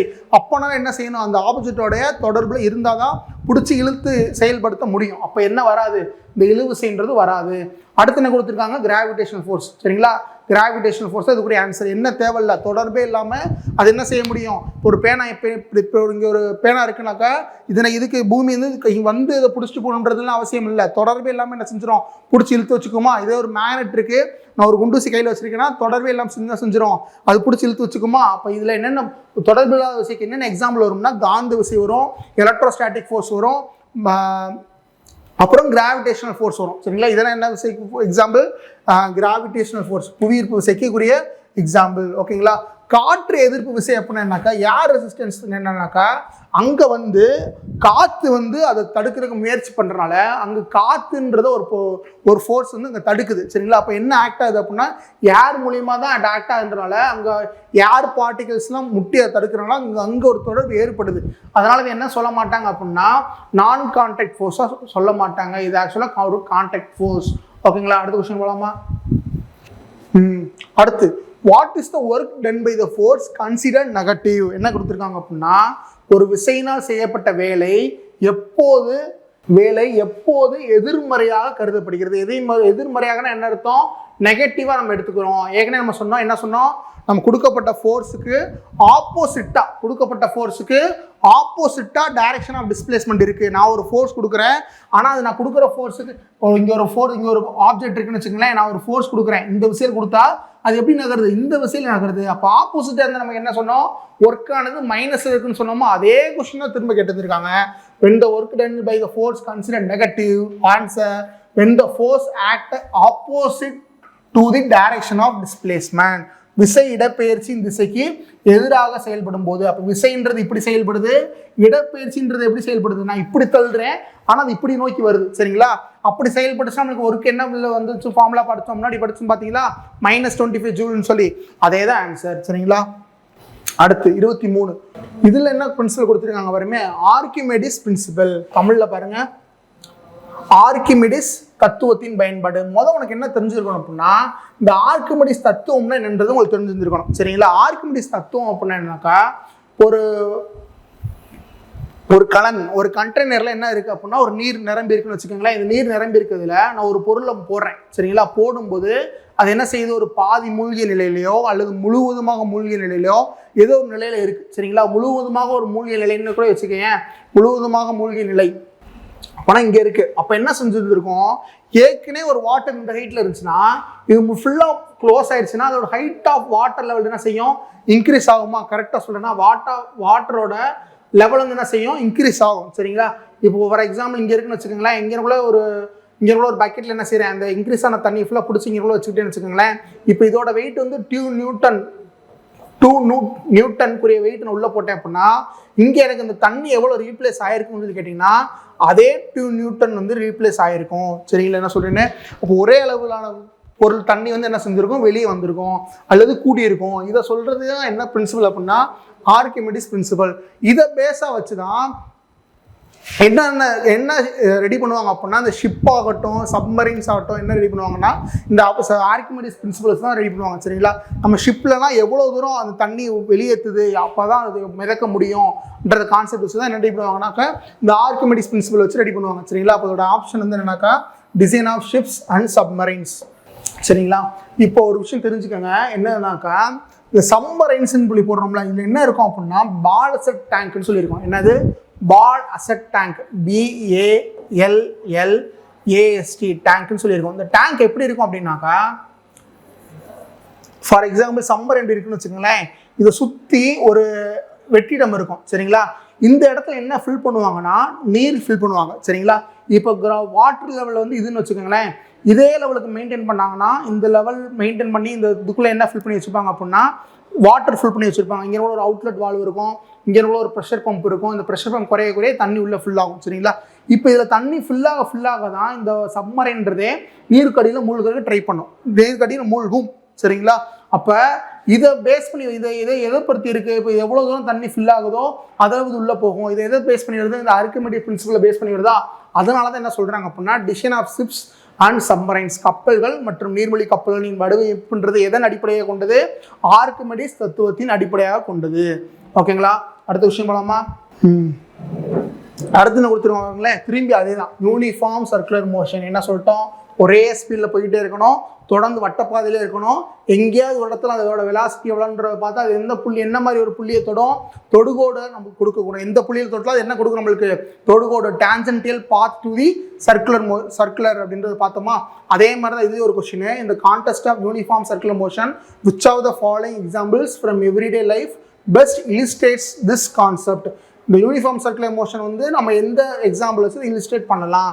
இப்போ ஃபர்ஸ்ட் எல்லா ஆப்ஷனையும் வாசித்து பாருங்களேன். A person randomly walking in the park. நம்மளுக்கு எப்படி நடக்கணும்? சர்க்குலர் மோஷன் நடக்கணும், அதே மாதிரி சீரான வேகத்தோடு நடக்கணும். இது ரெண்டுமே நடந்தால் தான் சர்க்குலர் மோஷன்ல வரும். அப்போ என்ன ஆப்ஷன் வராது? டீன்றது வராது. அடுத்து car moving with changing speed along a circular track. அவர் சர்க்குலர் ட்ராக்ல தான் போறாரு, அது வரைக்கும் கரெக்ட். ஆனால் என்ன பண்ணிக்கிட்டே இருக்காரு? ஸ்பீடை மாற்றிக்கிட்டே இருக்காரு. அப்படி பண்ணலாமா? பண்ணக்கூடாது. எந்த ஸ்பீடில் போகணும்? சீரான ஒரே ஸ்பீடில் போகணும். அப்போ என்ன வராது? ஆப்ஷன் சி வராது. அடுத்த இடையே என்ன கொடுத்துருக்காங்க? பெண்லம் பாப் ஸ்விம்மிங் டுவர்ட் அண்ட் ஃபார்வர்டுன்ற மாதிரி வரும். அப்படின்னா என்ன அப்படின்னா இந்த மாதிரி தான் நகர்ந்துக்கிட்டே இருக்கும். அப்போ இது என்ன போர்ஷனில் வராது? சர்க்குலர் மோஷன்லேயே வராது. அப்போ என்ன வராது? பீன்ற ஆப்ஷன் வராது. இப்போ ஏழு என்ன கொடுத்துருக்காங்க பாருங்க, satellite revolving around the earth அப்படின்னாலே என்ன கொடுத்தா என்ன அர்த்தம்? சர்க்குலர் மோஷன்ல இருக்கு அப்படின்றது அர்த்தம். அடுத்து என்ன கொடுத்துட்டான்? Fixed speed in a circular orbit. Fixed ஸ்பீடுனா ஒரே ஸ்பீடில் இருக்கு. சரிங்களா? தமிழ் என்ன கொடுத்துருக்காங்க? ஒரு செயற்கைக்கோள் பூமியை குறிப்பிட்ட வேகத்தில்னா ஒரே வேகம் தான். வேகம் என்ன செஞ்சுக்கிட்டே இல்லை, மாறிக்கிட்டே இல்லை. அது அடுத்து என்ன கொடுத்துருக்கான்? வட்ட பாதையில் சுற்றி வருவது. அப்போனா என்னன்னு பார்த்தோம்? சர்க்குலர் மோஷன், அதாவது யூனிஃபார்ம் சர்க்குலர் மோஷன் அப்படின்றத படித்தோமா? ஞாபகம் இருக்கா? அப்போ என்ன ஆன்சர் வந்துடும்? Option A. ஏன் மற்ற ஆப்ஷன்லாம் வராது அப்படின்றதையும் தெரிஞ்சுக்கோங்க. சரிங்களா? சீரான வட்ட இயக்கத்திற்கு எடுத்துக்காட்டு. Last question. when you shake a tree fruits fall because of, அதாவது ஒரு மரத்தை நீங்க ஆட்டும் போது, அதாவது மரத்தை குலுக்கும் போது பழங்கள் கீழே விழுவதற்கான காரணம் என்ன? ஒரு பழம்ன்றது அமைதி அப்படியே இருக்கு. நம்ம என்ன செய்யறோம்? குலுக்கும் போது ஒரு விசை கொடுக்குறோம், அதனால என்ன செய்யுது? பழமானது கீழே விழுகுது. ஏற்கனவே நம்ம படிச்சோமா? ஃபர்ஸ்ட்ல என்னன்னு படித்தோம்? ஒரு பொருள் ஓய்வு நிலையிலையோ அல்லது சீரான இயக்கத்தில் இருக்கும்போது அது டிஸ்டர்ப் பண்ணாத வரைக்கும் தொடர்ந்து ஓய்வு நிலையிலையோ அதே இயக்கத்தில் தான் இருக்கும். நீ டிஸ்டர்ப் பண்ணிட்டுனா அது ஒரு மாற்றம் ஏற்படும் அப்படின்றத படித்தோம். சரிங்களா? இதை சொல்றத எத்தனாவது லா? ஃபர்ஸ்ட் லா. அந்த ஃபர்ஸ்ட் லாவோட இன்னொரு என்னன்னு படித்தோம்? லா ஆஃப் இனர்ஷியான்னு சொல்லி படித்தோம். கிராவிட்டியோட ஃபர்ஸ்ட் லா தான் படித்தோம். சரிங்களா? அதே மாதிரி இங்கே பாருங்க, இது என்னென்ன வருதுன்னு பாருங்க. கிராவிட்டி அங்கே இருக்கு, இனர்ஷியாவும் அங்கே இருக்குது. அதனால் ஆப்ஷன் என்னது? டி. Gravity and inertia. அந்த பழம் வந்து என்ன செய்யுது? டிஸ்டர்ப் பண்ணாமல் தான் இருக்குது. நீ ஆட்டும் போது என்ன செய்கிற? ஒரு குலுக்கும் போது ஒரு விசையை கொடுக்குற, அதனால் மேலேருந்து பழம் என்ன செய்யுது? கீழே விழுகுது. அப்போ ஈர்ப்பு கீழே நோக்கி விழுகுதா? அப்போ அதுக்கு ஈர்ப்பு விசையும் காரணம், அது ஓய்வு நிலையமிருந்து தடைப்பட்டு வருது. ஓகேங்களா? Inertia of rest 6.674 × 10⁻⁻11. இந்த ஜி எங்கே படிச்சிருந்தோம்? கிராவிடேஷனல் கான்ஸ்டன்ட் ஒரு ஃபார்முலா படிச்சிங்களா? என்ன ஃபார்முலா? அந்த force equal to G × m1 × m2 divided by r² ஒரு ஃபார்முலா படிச்சிங்களா? இந்த ஜியோட மதிப்பு தான் எவ்வளோ அப்படின்னா 6.674 × 10⁻⁻11. அப்போ இதுக்கு யூனிட் என்ன சார் வரும்? அப்போ அப்படியே எடுத்துக்கிட்டு போடுறேன். இந்த மதிப்புகளை ஃபுல்லாக இங்கிட்ட எடுத்து போட்டேன்னா ஃபார்முலா என்ன ஆயிரும்? G ஈக்குவல் டு இங்கே டிவைட் இருக்குது, இங்கிட்டு போகும்போது என்ன ஆயிரும்? இன்டோ மாறிடுமா? அப்போ F × r² divided by m1 × m2. இப்போ இதுக்கு அப்படியே யூனிட் எழுதுங்க. ஃபோர்ஸ்க்கு என்ன யூனிட் படிப்போம்? F = என்ன யூனிட் படிப்பீங்க? நியூட்டன் படிப்பீங்களா? ரேடியஸ்னாக்கா மீட்டர்ல இருக்குமா? இப்போ மீட்டர்² வந்துருமா? டிவைடட் பை கேஜி ஸ்கொயர்ல இருக்குமா? இங்கே ஒரு கேஜி, இங்கே ஒரு கேஜி. அப்போ 2 கேஜி சேர்ந்தா ஸ்கொயர். அப்போ அதோட யூனிட் என்ன? Newton metre × K G -2. ஓகேங்களா? அப்போ ஜியோட மதிப்பும் படிச்சுக்கோங்க, அதோட யூனிட்டும் படிச்சுக்கோங்க, ரொம்ப முக்கியம். G = 6.674 × 10⁻⁻11 Newton மீட்டர்² KG -2. Okay, next வீடியோவில் அடுத்த டெஸ்ட்டுக்கான எக்ஸ்பிளனேஷன் ஃபுல்லாக பார்த்துடலாம். ஓகேங்களா? தேங்க்யூ.